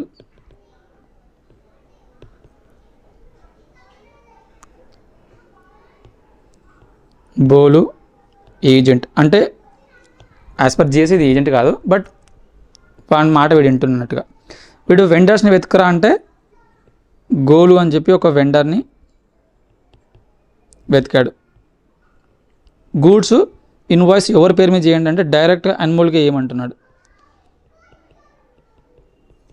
ఇన్వాయిస్ డైరెక్ట్లీ అన్మోల్కే ఇచ్చేస్తున్నాడు. అంటే ఇప్పుడు ఇక్కడ బోలు ఏం చేస్తున్నాడు, అతను జస్ట్ ఒక ప్రొక్యూరింగ్ ఏజెంట్గానే ఉంటున్నాడు. అంటే ఏ వెండర్ కరెక్ట్గా ఉన్నాడు, ఏ వెండర్ కరెక్ట్ క్వాలిటీలో ఇస్తున్నాడు, మంచి క్వాంటిటీలో ఇస్తున్నాడు, త్వరగా ఇస్తున్నాడు, ఇంకా వేరే వేరే ఫ్యాక్టర్స్ని చూసుకొని వీడు బెస్ట్ అని చెప్పి నువ్వు డిసైడ్ చేసి వానికి డైరెక్ట్గా గూడ్స్ మా సార్కి పంపించేసేయని చెప్పి అంటున్నాడు. అంటే invoice is directly been issued in the name of the principal, కాబట్టి ఇతను ఏజెంట్ కాదు. అంటే మన జిఎస్టీ ఈ షెడ్యూల్ 1 ప్రకారం జిఎస్టీ కాదు, వీరిద్దరి మధ్యలో జరిగే ట్రాన్సాక్షన్ పైన జిఎస్టీ పడద్దు.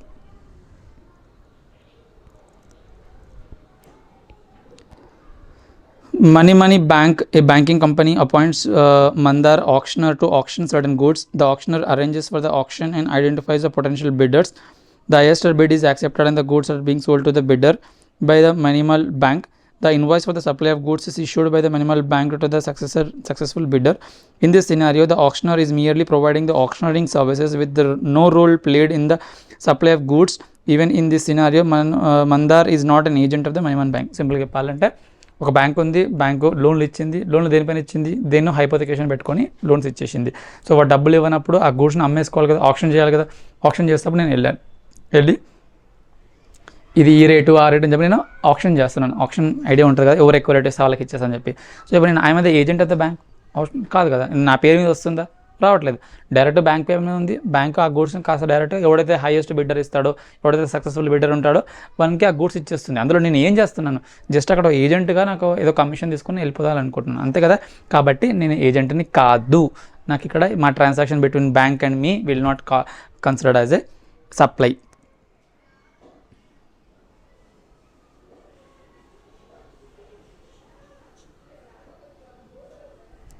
C&F agent or commission agent takes possession of the goods from the principal and issues the invoice in his own name. In such a case, the C&F agent is not an agent of the principal for the supply of goods in terms of this schedule. The disclosure or non-disclosure of the name of the principal is immaterial in such sanctions. సింపుల్గా చెప్పాలంటే CF and agents ఏమంటారంటే carry and forward agents. గూడ్స్ని వాళ్ళ పేరు మీద తీసుకుంటారు, దాన్ని carry forward చేసి ఇంకొకరికి ఇచ్చేస్తారు. So principal buyer, principal seller అనే పేర్లు అక్కడ ఉన్నప్పటికీ కూడా ఇన్వాయిస్ తన పేరు మీద తీసుకుంటున్నాడు, ఇన్వాయిస్ తనే ఇష్యూ చేస్తున్నాడు కాబట్టి ఈ is considered as an agent. కాబట్టి ఈ ట్రాన్సాక్షన్కి GST లయబుల్ పడుతుంది. ఓకే, సో అది కొంచెం వరకు చాలు. Then will go to the del credere commission. ఇది కొంచెం తర్వాత చెప్తాను, ఇది కొంచెం లెందీ టాపిక్గా ఉంటుంది, కొంచెం డ్రైగా బోర్గా ఉంటుంది. బట్ మనం ఇంకా వేరే టాపిక్స్ కంప్లీట్ చేసి will come back to this. Importation of services నేను ఇందాక చెప్పాను. Importation of services related party నుంచి చేసుకున్నప్పుడు కన్సిడరేషన్ లేకపోయినా సప్లై అవుతుంది. అదే అన్రిలేటెడ్ పార్టీ నుంచి చేసుకున్నప్పుడు కన్సిడరేషన్ ఉండాలి, whether or not in the course or furtherance of business అయినప్పటికీ that will be treated as a supply. Examples ఉన్నాయి, నేను ఇంక ఎగ్జాంపుల్స్ చదవట్లేదు, సేమ్ కాన్సెప్టే వస్తుంది కాబట్టి. సేల్స్ ప్రమోషన్ స్కీమ్స్ అని ఉంటాయి, బై 1 get 1 ఫ్రీ అని చెప్పేసి. బై 1 get 1 ఫ్రీలో కూడా మనకు అనిపించచ్చు, ఒకటి కొంటే ఒకటి ఫ్రీ ఇస్తున్నాడు అంటే ఇది ఫ్రీగానే ఉంది అని చెప్పి. ఫ్రీగా ఏం కాదు, ఒక్క కాస్ట్గా 2 అమ్ముతున్నాడు. ప్యాకేజ్గా చూడండి, సపరేట్గా చూడకండి. కాబట్టి ఇది కూడా కన్సిడరేషన్గా ట్రీట్ చేస్తారు. ఎంతైతే కన్సిడరేషన్ రిసీవ్ చేసుకుంటున్నాం దానిపైన GST పడుతుంది. అలా కాకుండా ప్రమోషన్స్లో మొత్తం ఫ్రీ ఆఫ్ కాస్ట్ ఇచ్చేసినప్పుడు దానిపైన GST పడదు.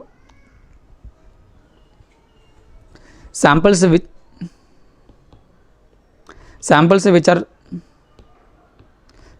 which are supplied free of cost without any consideration do not qualify as supply under the GST except where the activity falls under Schedule 1. సింపుల్గా samples మీరు ఇచ్చేస్తున్నారు, రోడ్ల మీద కనిపించిన వాళ్ళందరికీ ప్రోడక్ట్ కొనండి అని ఉత్తనే ఫ్రీగా ఇచ్చేస్తున్నారు. శాంపిల్స్ అందులో కన్సిడరేషన్ లేదు కాబట్టి it is not A liable for GST. By 1 get 1 frees ఉంటాయి కదా, సో అందులో మీకు కనిపించడానికి అది ఒకటి ఫ్రీగా అనిపించినప్పుడు కూడా ఓవరాల్గా కన్సిడరేషన్ ఉంది, ఆ కన్సిడరేషన్ పైన GST పడుతుంది. Taxability of such supply will be dependent upon as to whether the supply is composite supply or mixed supply. అది నేను చెప్తాను, ఇప్పుడు ప్రస్తుతానికి దానిపైన GST పడుతుంది. ఇంకొకటి నెక్స్ట్ మనకు డిక్లేర్డ్ సర్వీసెస్ అని ఉంటాయి. అంటే మీనింగ్ అంటే ఎక్కడెక్కడైతే ఒక అంబిగ్యూటీ ఉంటుందో, ఎక్కడెక్కడైతే క్లారిటీ ఉండదో, ఇది సప్లై ఆఫ్ గూడ్స్ కేటగిరీకి వస్తుందా, ఇది సప్లై ఆఫ్ సర్వీసెస్ కేటగిరీకి వస్తుందని తెలియనప్పుడు డిపార్ట్మెంట్ ఆర్ GST లానే క్లియర్గా చెప్తుంది. నేను ఒక లిస్ట్ ఇచ్చేసాను, దీన్ని బట్టి మీరు డిసైడ్ చేసుకోండి. డిసైడ్ చేయడం కాదు, నేనే డిసైడ్ చేసి ఇచ్చేస్తున్నాను, మీరు ఇంకా గొడవ పడకండి అని చెప్తుంది. ఓకే, సో ఎగ్జాంపుల్ మీకు దీనిపైన కూడా ఒక 2-3 మార్క్స్ని ఎక్స్పెక్ట్ చేయొచ్చు. ఇది సప్లై ఆఫ్ గూడ్స్లోకి వెళ్తుందా, సప్లై ఆఫ్ సర్వీసెస్కి వెళ్తుందా అనేది చూడండి. Any transfer of title of goods.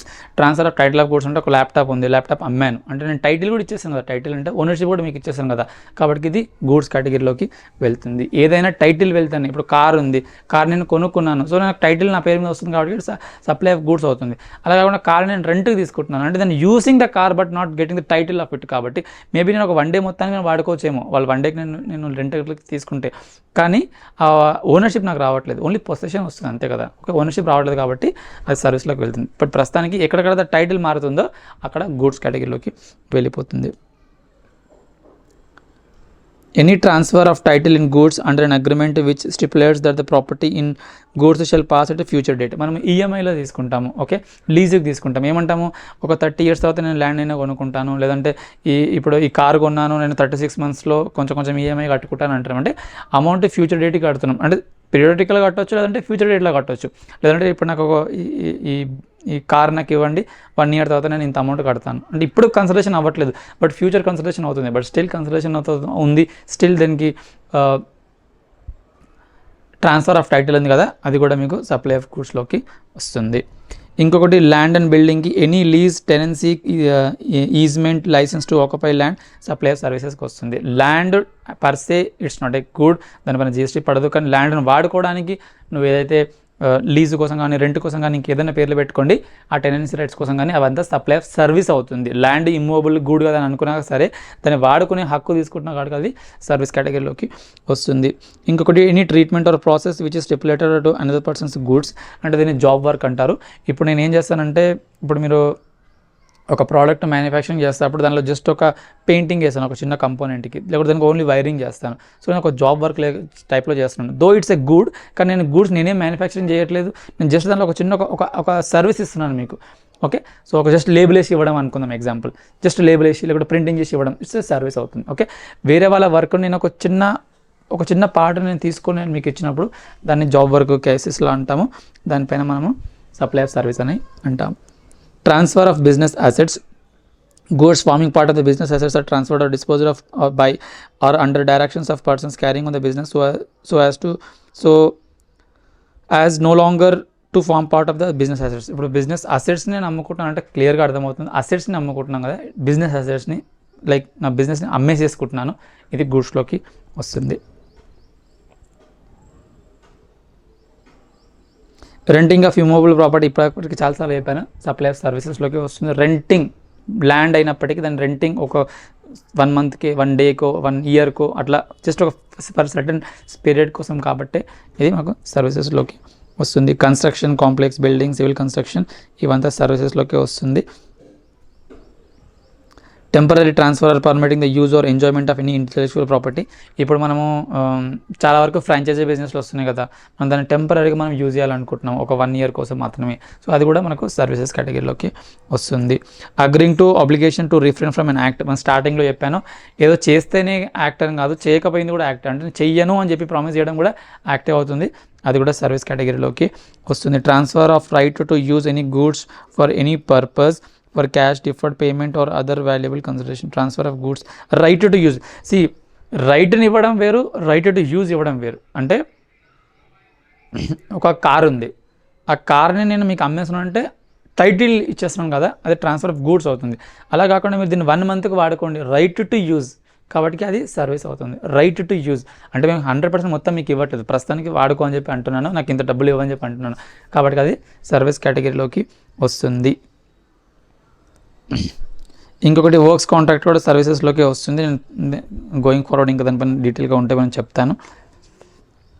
Supply of goods by an unincorporated association or body of persons to a member thereof for cash, deferred payment or other consideration, supply of goods వస్తుంది. ఇప్పుడు మనం ఎలాంటిది example తీసుకోవచ్చు అంటే కొన్ని క్లబ్స్లో కావచ్చు, లేదంటే resident welfare అసోసియేషన్లో కావచ్చు, వాళ్ళు కొన్ని రకమైన గూడ్స్ని వాళ్ళ మెంబర్స్కి ఇస్తున్నప్పుడు గూడ్సే ఇస్తున్నారు కాబట్టి అది సప్లై ఆఫ్ గూడ్స్లోకే వస్తుంది. సో ఈ టెనెన్సీ రైట్స్ ఇవన్నీ చెప్పాను, ఇవన్నీ సప్లైకి సర్వీసెస్లోకే వస్తుందని.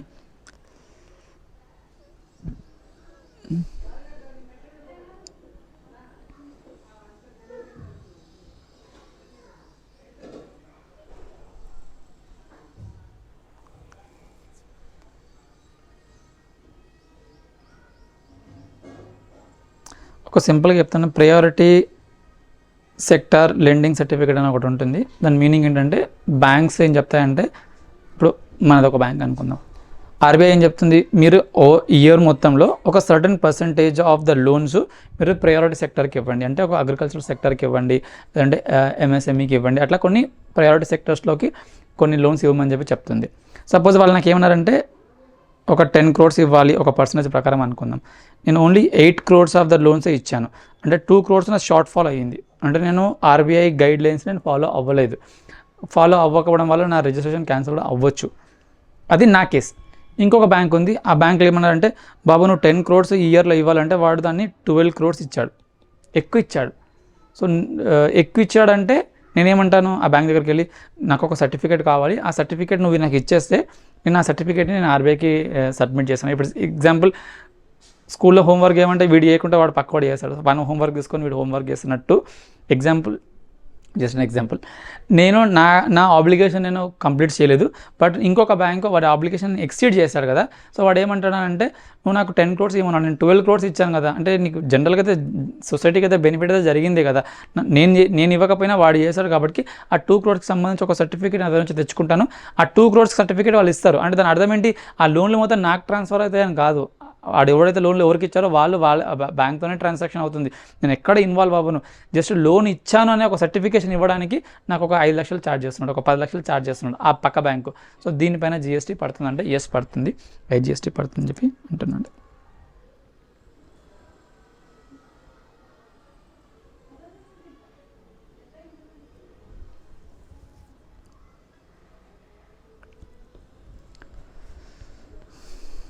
So next non taxable supplies under GST కాన్సెప్ట్ని మనం తెలుసుకుందాం. ఈ కాన్సెప్ట్ మనకి ఏం చెప్తుంది అంటే, మనం షెడ్యూల్ 1, షెడ్యూల్ 2, షెడ్యూల్ 3 చూసాం కదా. షెడ్యూల్ 3 ఇక్కడ మనకి ఏం చెప్తారంటే అసలు ఇవి జిఎస్టీ పర్వీలోకి రావు, దీనిపైన జిఎస్టీ కోసం ఆలోచించకండి, పోట్లాడకండి అని చెప్పేసి. ఓకే, అవి ఏంటియో చూద్దాం. Non supplies listed in schedule 3 మనం అదే చదవబోతున్నాం. Non supplies notified by notification and clarified by the notification. So ఎట్లకంచి కొన్ని డైరెక్ట్గా యాక్ట్లోనే ఇచ్చారు, కొన్ని సిబిడిటీ నోటిఫికేషన్ ఈసీ నోటిఫికేషన్తో వచ్చింది. But what ever the case మనం మొత్తము ఇవి జిఎస్టీ పరిధిలోకి రావు అని చెప్పి మనము తెలుసుకోవచ్చు. Services by an employee to the employer in the course or in relation to his employment. Okay, so ఇప్పుడు నేను ఒక కంపెనీలో వర్క్ చేస్తున్నాను, నేను వాళ్ళకి సర్వీస్ ఇస్తున్నాను అంటే అక్కడ సర్వీస్ ఉంది, కన్సిడరేషన్ ఉంది కాబట్టి జిఎస్టీ పడాలంటే పడాల్సిన అవసరం లేదు. ఇది నెగిటివ్ లిస్ట్లో ఉంది. Relationship between employer and employee is a related party, but still నేను as an employee is giving services to my company, employer is not coming under GST because it is in schedule 3 negative లిస్ట్లో ఉంది కాబట్టి.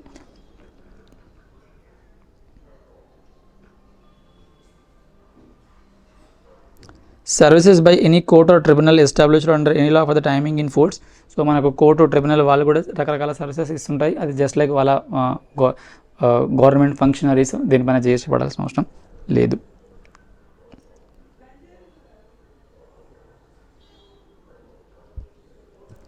Functions performed by member of parliament, member of state legislature, member of Panchayat, member of municipalities and member of other local authorities. So MPs, MLAs ఇలాంటి public functionaries వాళ్ళ provide చేసే services పైన కూడా GST పడదు. ఇది యాక్చువల్గా మన సర్వీస్ ట్యాక్స్లో కూడా నెగిటివ్ లిస్ట్లో ఉండేది, ఇప్పుడు కూడా కంటిన్యూ అవుతున్నాయి, సేమ్ కాన్సెప్ట్స్ కంటిన్యూ అవుతున్నాయి.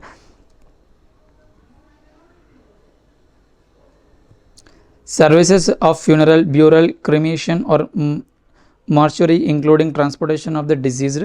సో ఒక వ్యక్తి చనిపోయినప్పుడు ట్రాన్స్పోర్టేషన్ పైన కానీ, తనని క్రిమేట్ చేయడానికి కానీ, బ్యూరియల్ సర్వీసెస్ కానీ, మార్చురీ సర్వీసెస్ కానీ, ఇలాంటి సర్వీసెస్ పైన, ఫ్యూనరల్ సర్వీసెస్ పైన జిఎస్టీ పడదు. దానిపైన కూడా జిఎస్టీ ఛార్జ్ చేస్తే చాలా చండాలంగా ఉంటుంది. సో అది నెగిటివ్ లిస్ట్లోకి వస్తుంది.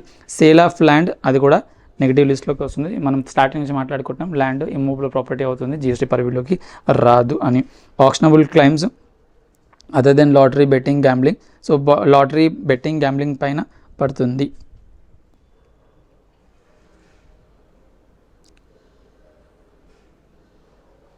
Out and out supplies, supply of goods from a place in the non taxable territory to another place in the non taxable territory without such goods being entered into India.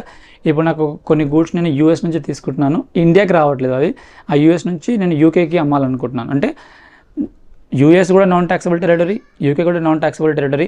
So ఒక non taxable territory నుంచి ఇంకొక non taxable టెరిటరీకి without entering into India, అది కూడా negative లిస్ట్లోకి పడిపోతుంది.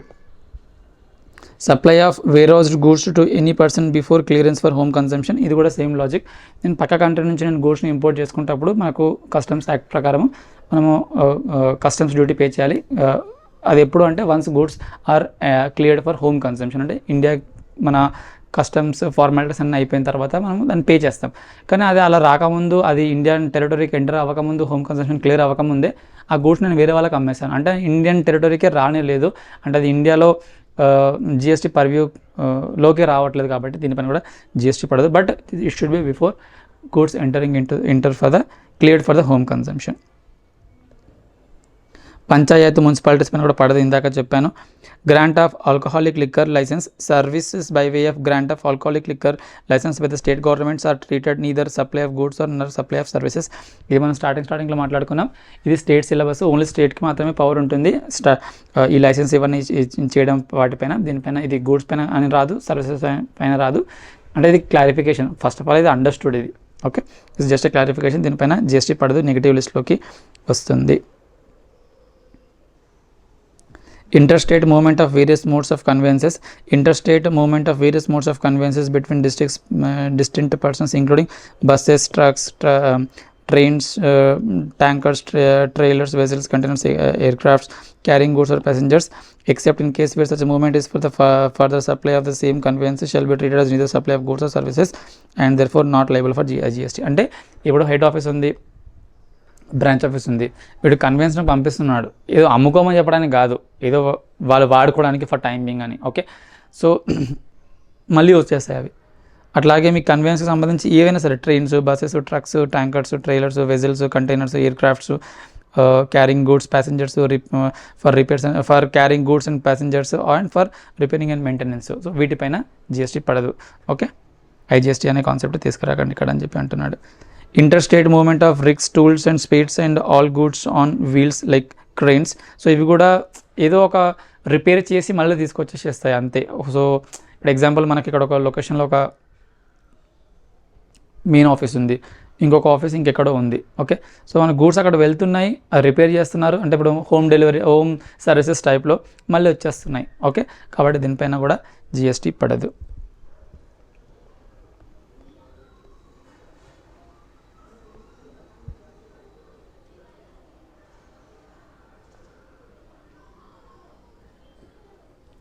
Composite and mixed supply దీనిపైన కొంచెం ఫోకస్ చేయండి, ఇక్కడ కొంచెం ఇంపార్టెంట్ ఉంటుంది. Composite supply comprises of 2 or more supplies, one of which is a principal supply shall be treated as a supply of such principal supply. అంటే ఇప్పుడు మీరు 2 గూడ్స్ కొంటున్నారు, ఒకటి ప్రిన్సిపల్, ఒకటి జస్ట్ చిన్న దానికి సపోర్టింగ్ సర్వీసెస్ టైప్లో, సపోర్టింగ్ గూడ్స్ టైప్లో వస్తుంది. అంటే ఎప్పుడైతే కాంబినేషన్లో మీరు 2 తీసుకుంటున్నారో అందులో ఒకటి ప్రిన్సిపల్, ఒకటి నార్మల్ అయిపోయినప్పుడు దీన్ని మనము కాంపోజిట్ సప్లై అంటాం. ఇంకొకటి మిక్స్డ్ సప్లై ఉంటుంది. మిక్స్డ్ సప్లై అంటే ఏంటి అంటే ఇందులో కూడా మోర్ దెన్ 1 ఎలిమెంట్ ఉంటుంది, కానీ అవి న్యాచురలీ బండల్డ్ అవ్వట్లేదు, నువ్వు కావాల్సుకొని ట్యాక్స్ని ఎగ్గొట్టడానికే తీసుకొస్తున్నావు కాబట్టి దాన్ని మిక్స్డ్ సప్లై అంటాం. ఇంకా సింపుల్గా చెప్పాలంటే కాంపోజిట్ సప్లై అనేది జెన్యూన్ ట్రాన్సాక్షన్, మిక్స్డ్ సప్లై అనేది fake transaction. Composite supply means supply made by a taxable person to a recipient, comprises 2 or more taxable supplies of goods or services or both or any combination thereof, are naturally bundled and supplied in conjunction with each other in the ordinary course of business, one of which is a principal supply. ఇది ఇందాక చెప్పాను, మళ్ళీ ఇంకొకసారి చెప్తున్నాను. ఒకటి కంటే 2 components ఉన్న ఒక బ్లాగ్ని కొనుక్కుంటున్నారు అంటే ఇప్పుడు ఒక షాప్కి వెళ్ళేసి 3-4 ఐటమ్స్ ఒకటేసారి కొనేసుకుంటున్నారు, అది మీకు సపరేట్గా ఇవ్వట్లేదు, దాన్ని ఒక సింగిల్ ప్యాకేజ్ చేసేసి మీకు ఇస్తున్నాడు. న్యాచురల్లీ బండల్డ్ అంటే మనం మీరంతా మీరు చేసుకోవడం కాదు, న్యాచురల్గానే అలాగే అమ్మాలి దాన్ని. అందులో ఒకటి మెయిన్ కంపోనెంట్ అవుతుంది, మిగతా అన్ని చిన్న చిన్న కంపోనెంట్స్ అవుతుంటాయి. న్యాచురల్లీ బండల్డ్ కాబట్టి దానికి సింగిల్గా ఒకటే రేటు పడుతుంది. This means that in the composite supply, goods and services are both are bundled owing to natural necessities. అంటే కావాల్సుకొని అది అలా అవుతుంది, మన మీద ట్యాక్స్ని ఎగ్గొట్టడానికి కానీ ఇంకేది ప్రయత్నం ఇక్కడ చేయట్లేదు. The elements of a composite supply are dependent on the principal supply.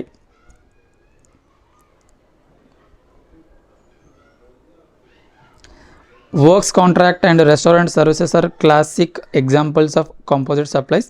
So ఎలా అంటే మనం రెస్టారెంట్లోకి వెళ్ళినప్పుడు మనము గూడ్స్ తీసుకుంటున్నాము, సర్వీసెస్ తీసుకుంటున్నాము, అందులో ఏది ప్రిన్సిపల్ ఎలిమెంట్, ఇది మనకు ఇక్కడ క్లియర్ ఎగ్జాంపుల్లో చెప్తుంది. ఇంకా కొన్ని ఎగ్జాంపుల్స్ కూడా ఉంటాయి.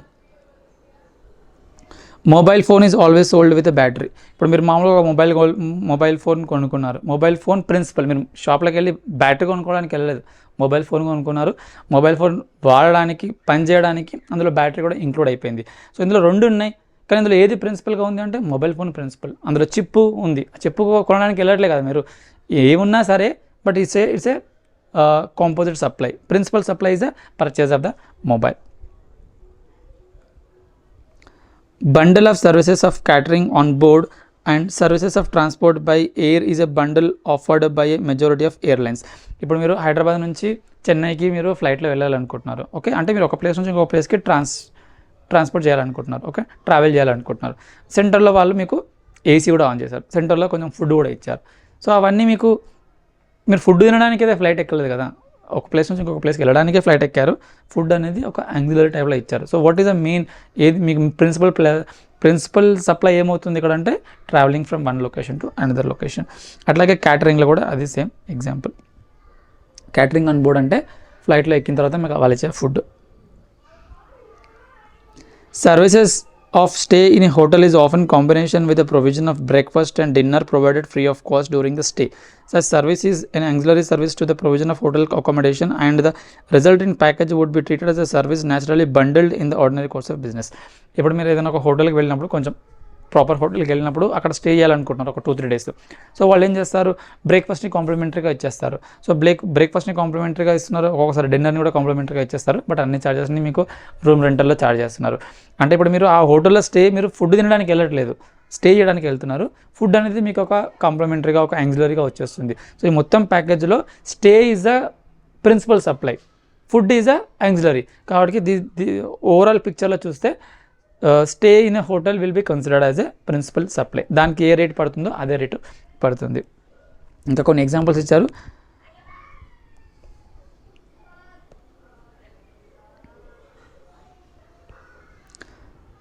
Poshak manufacturers entered into a contract with Chiku Limited for supply of ready-made T-shirts packed in designer boxes in Chiku Limited's outlet. Further, Poshak manufacturers would also get them insured during the transit. In this case, supply of goods, package material, transportation insurance is a composite supply wherein the supply of goods is a principal supply. ఇప్పుడు నేను ఢిల్లీ నుంచి ఒక రకమైన raw material purchase చేయాలనుకుంటున్నాను. So raw material purchase చేసుకున్నప్పుడు వాడు ఏమంటున్నాడు, సరే సార్ మీరు పర్చేస్ చేయండి, మేము ఆన్లోడింగ్ మేమే చేస్తాం, ట్రాన్స్పోర్టేషన్ వెహికల్ మేమే అరేంజ్ చేస్తాం, డ్యూరింగ్ ద ట్రాన్సిట్ ఇన్సూరెన్స్ కూడా మేమే తీసుకుంటాం, మీ గోడౌన్ దగ్గరకు వచ్చిన తర్వాత ఆఫ్ బోర్డింగ్ కూడా మేమే చేస్తామని చెప్పి, అన్లోడింగ్ కూడా మేమే చేస్తామని చెప్పి అంటున్నారు. అంటే ఆ ఇన్సూరెన్స్ కోసం నేను ఆయన దగ్గరికి వెళ్ళి గూడ్స్ కొన్నాను, ఆన్లోడింగ్ కోసం నేను గూడ్స్ కొన్నాను, ఓకే, ట్రాన్స్పోర్టేషన్ కోసం కొన్నానా, వీటి ఎయిట్ కోసం కొనలేదు. నాకు కావాల్సిన గూడ్స్, అంటే గూడ్స్ ప్రిన్సిపల్ సప్లై అవుతుంది, ఆ ట్రాన్స్పోర్టేషన్ కానీ, ఆ లేబర్ ఛార్జెస్ కానీ, ఆ ఇన్సూరెన్స్ కానీ అవి మొత్తం యాంగ్జరీ అవుతుంది. So main purpose here is the purchase of the goods. When a customer buys a television set and also gets mandatory warranty and maintenance contract with the TV, this supply is a composite supply. Okay, ఏంటి ఇప్పుడు ఒక TV కొన్నాం, 2 years warranty అంటున్నాడు. So 2 years warranty కొనలేదు, నేను TV కొన్నందుకు 2 years warranty ఇచ్చావు, కాబట్టి ఇది కంపోజిట్ సప్లైకి వస్తుంది and principal supply will be the purchase of the TV. సరే సర్వీస్ కదా వారంటీ, దానిపైన సపరేట్ రేట్ ఛార్జ్ చేయాలంటే అవసరం లేదు, ఇది కాంబినేషన్లో వచ్చేస్తుంది, అది న్యాచురల్గానే బండిల్ అయిపోయింది. ఇండస్ట్రీ ప్రాక్టీస్ కూడా అలాంటిదే ఉంది, దీనికి సింగిల్ ఫార్ములా ఏం లేదు, సింగిల్ యాడ్స్టిక్ ఏం లేదు, ఒక ఎగ్జాంపుల్స్ ఏం చెప్పలేము. కేస్ టు కేస్ బేసిస్లో మనం దాన్ని ఒక్కొక్క దాన్ని చూడాలి. నిజంగా అది న్యాచురల్గానే బండల్ అయిందా, నువ్వు దాన్ని ట్యాక్స్ ఎగ్గొట్టడానికి నువ్వు చేస్తున్నావు అని చెప్పి, ట్యాక్స్ ఎగ్గొట్టడానికి చేస్తున్నావు అంటే మిక్స్డ్ సప్లై అవుతుంది. ఆ రెండుటలో ఏదానికి ఎక్కువ హైయెస్ట్ రేట్ ఉంటుందో దానిపైన GST పడుతుంది. A travel ticket from Mumbai to Delhi may include service of food being served on the board, free insurance and use of airport lounge. In this case, transportation of passenger constitutes the predominant element in the composite supply and treated as a principal supply, and all other will be auxiliaries. చెప్పాను ఇందాకని, ఒక place నుంచి ఇంకొక ప్లేస్కి వెళ్తాప్పుడు launch service ఇస్తాడు, food ఇస్తాడు, insurance ఇస్తున్నాడు అంట ఫ్రీగా. ఓకే, సో ఇవన్నీ ఇస్తున్నప్పుడు ఇవన్నీ యాక్సిలరీ సర్వీస్ అవుతాయి. ఒక ప్లేస్ నుంచి ఇంకొక ప్లేస్కి వెళ్ళడానికి మేజర్ సర్వీస్ అవుతుంది, అదే నీకు ప్రిన్సిపల్ సప్లై అవుతుంది. దానికి సంబంధించిన రేటే మీకు GSTగా పడుతుంది. Rati Computer supplies laptops worth of 52,000 along with a laptop bag which is 3,000 to a customer for 55,000. Being naturally bundled, supply of laptop bag along with the laptop is a composite supply which attracts the supply rate for the principal. Okay, so ల్యాప్టాప్తో పాటు laptop bag కూడా ఇస్తున్నారు, కొన్ని companies అలా కూడా ఇస్తాయి. Okay, so కొన్ని companies ఇస్తాయి, కొన్ని కంపెనీస్ ఇవ్వవు. సో ఎప్పుడైతే అట్లా మీకు దాంతోపాటు వచ్చిందో ఇది న్యాచురల్గా అలాగే జరిగిపోతుంది. కాబట్టి ల్యాప్టాప్కి ఏ రేట్ అయితే పడుతుందో అదే రేటు దీనికి కూడా పడుతుంది. Assuming that the rate of tax applicable in the laptop is 18% and the laptop bag is 28%, but అల్టిమేట్గా 18% పైనే పడుతుంది. ఇప్పుడు ల్యాప్టాప్ 55,000, దానిపైన బ్యాగ్ 3,000. ఓకే, కాకపోతే న్యాచురల్గా బండిల్ చేసి ఇచ్చాం కాబట్టి ల్యాప్టాప్కి 28% ట్యాక్స్ పడుతుంది, ల్యాప్టాప్కి 18% పడుతుంది, బ్యాగ్కి 28 పడుతుంది. కానీ కాంబినేషన్లో వెళ్తుంది, న్యాచురల్లీ బండిల్డ్ కాబట్టి 18% ఓవరాల్ అమౌంట్ పైన పడుతుంది.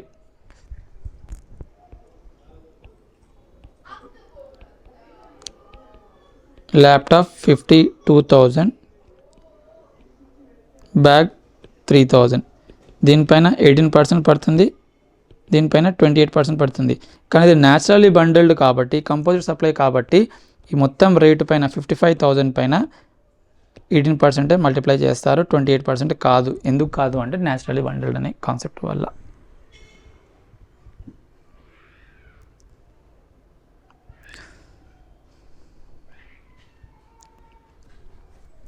ఇక్కడ ఈ పాయింట్ కూడా కొంచెం ఇంపార్టెంట్. మనము ప్రింటింగ్ దానిలో చాలా ఇష్యూస్ వస్తాయి. ఇప్పుడు నేను ఒక ప్రింటింగ్ ప్రెస్ నాకు ఉందనుకుందాం, మీరు కంటెంట్ నాకు ఇస్తున్నారు. సో కంటెంట్ నాకు ఇచ్చినప్పుడు నేను దాన్ని ప్రింట్ చేసి నేను మళ్ళీ మీకు ఇచ్చేస్తాను.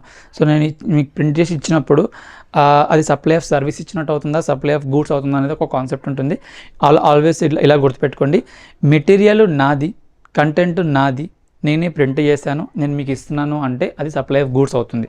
అలా కాకుండా కంటెంట్ మీరు ఇస్తున్నారు, గూడ్స్ నేను వాడుతున్నాను, ప్రింట్ చేసి ఇస్తున్నాను, సప్లై ఆఫ్ సర్వీస్ అవుతుంది. కంటెంట్ మీది, గూడ్స్ కూడా మీదే, అంటే ఆ ప్రింటింగ్ పేపర్స్ అవన్నీ అవి కూడా మీవే, నేను ప్రింట్ చేసి ఇస్తున్నాను, సప్లై ఆఫ్ సర్వీస్ అవుతుంది.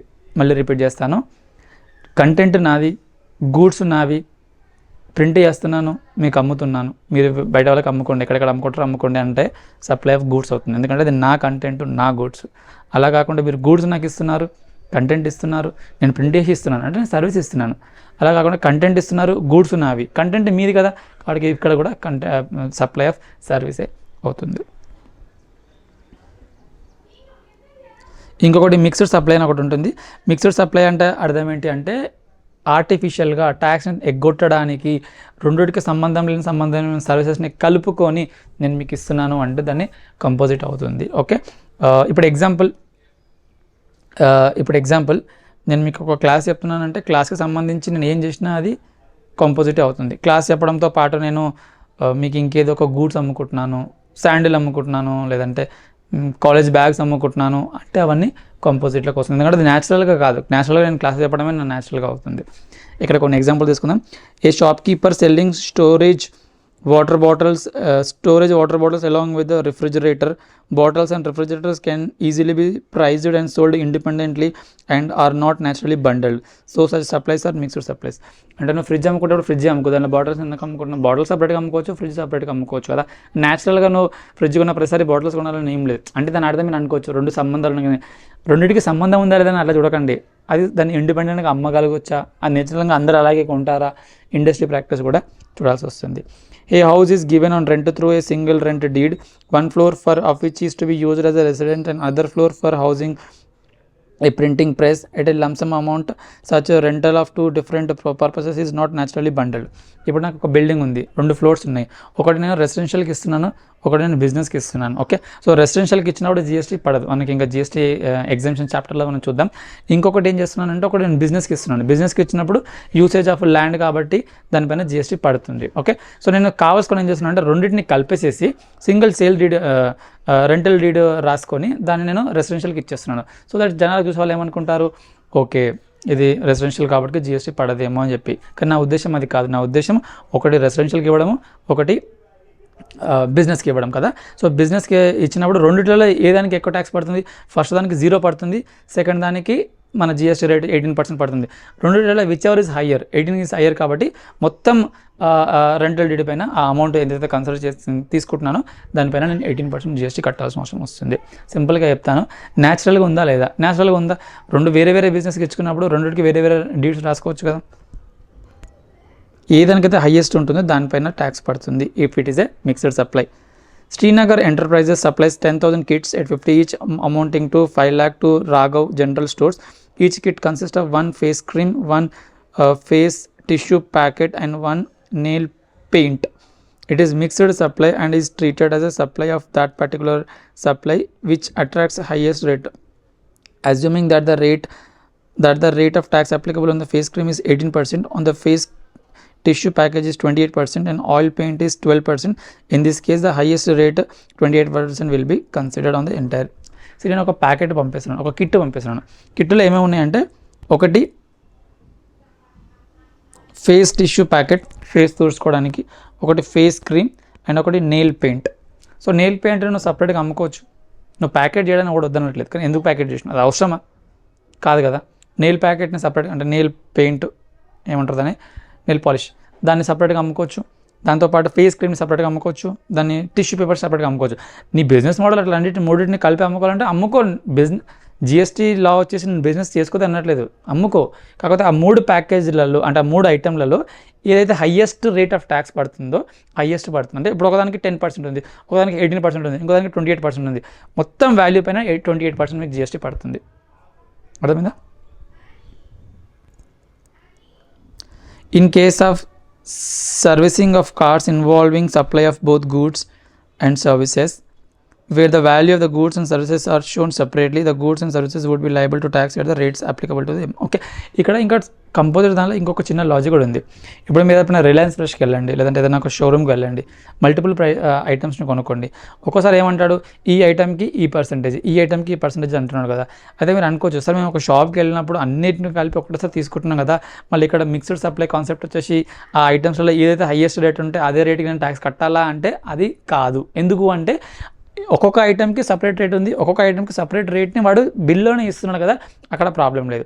అంటే మళ్ళీ ఇంకోసారి చెప్తాను, ఇప్పుడు ఇందాక ఈ ప్యాక్ ఉందా, ఇందాక చెప్పిన ప్యాక్, ఒక ఫేస్ క్రీము, ఒకటి ఏదో టిష్యూ పేపర్స్, ఇంకోటి నీళ్ళు అని చెప్పి, అలా వాడు దాన్ని ఒక ప్యాకెట్ లాగా కాకుండా ఒక బిల్లులోనే 3 ఐటమ్స్ సపరేట్గా రాసి 3 ఐటమ్కి సపరేట్ రేట్లు వేసేసి ఉంటే it would have been a normal supply. దీనిలో కంపోజిట్ కాన్సెప్ట్ రాదు, మిక్స్డ్ కాన్సెప్ట్ రాదు. అట్లా కాకుండా నువ్వు సింగిల్ రేట్ వేసే ప్రయత్నం చేస్తున్నావు అన్నప్పుడే ఈ మిక్స్డ్ కాన్సెప్ట్ వస్తుంది.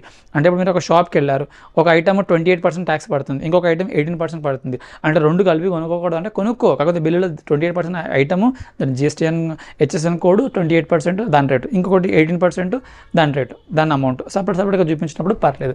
మొత్తం కలిపిన ఒక బండిల్ చేసి ఒక చిన్న ప్యాకెట్లాగా అమ్ముకుంటున్నప్పుడు అప్పుడు ఈ కేసు వస్తుంది. Okay, so that's it guys. మీకు యూస్ఫుల్ అని నేను అనుకుంటున్నాను. Please let me know in the comment section.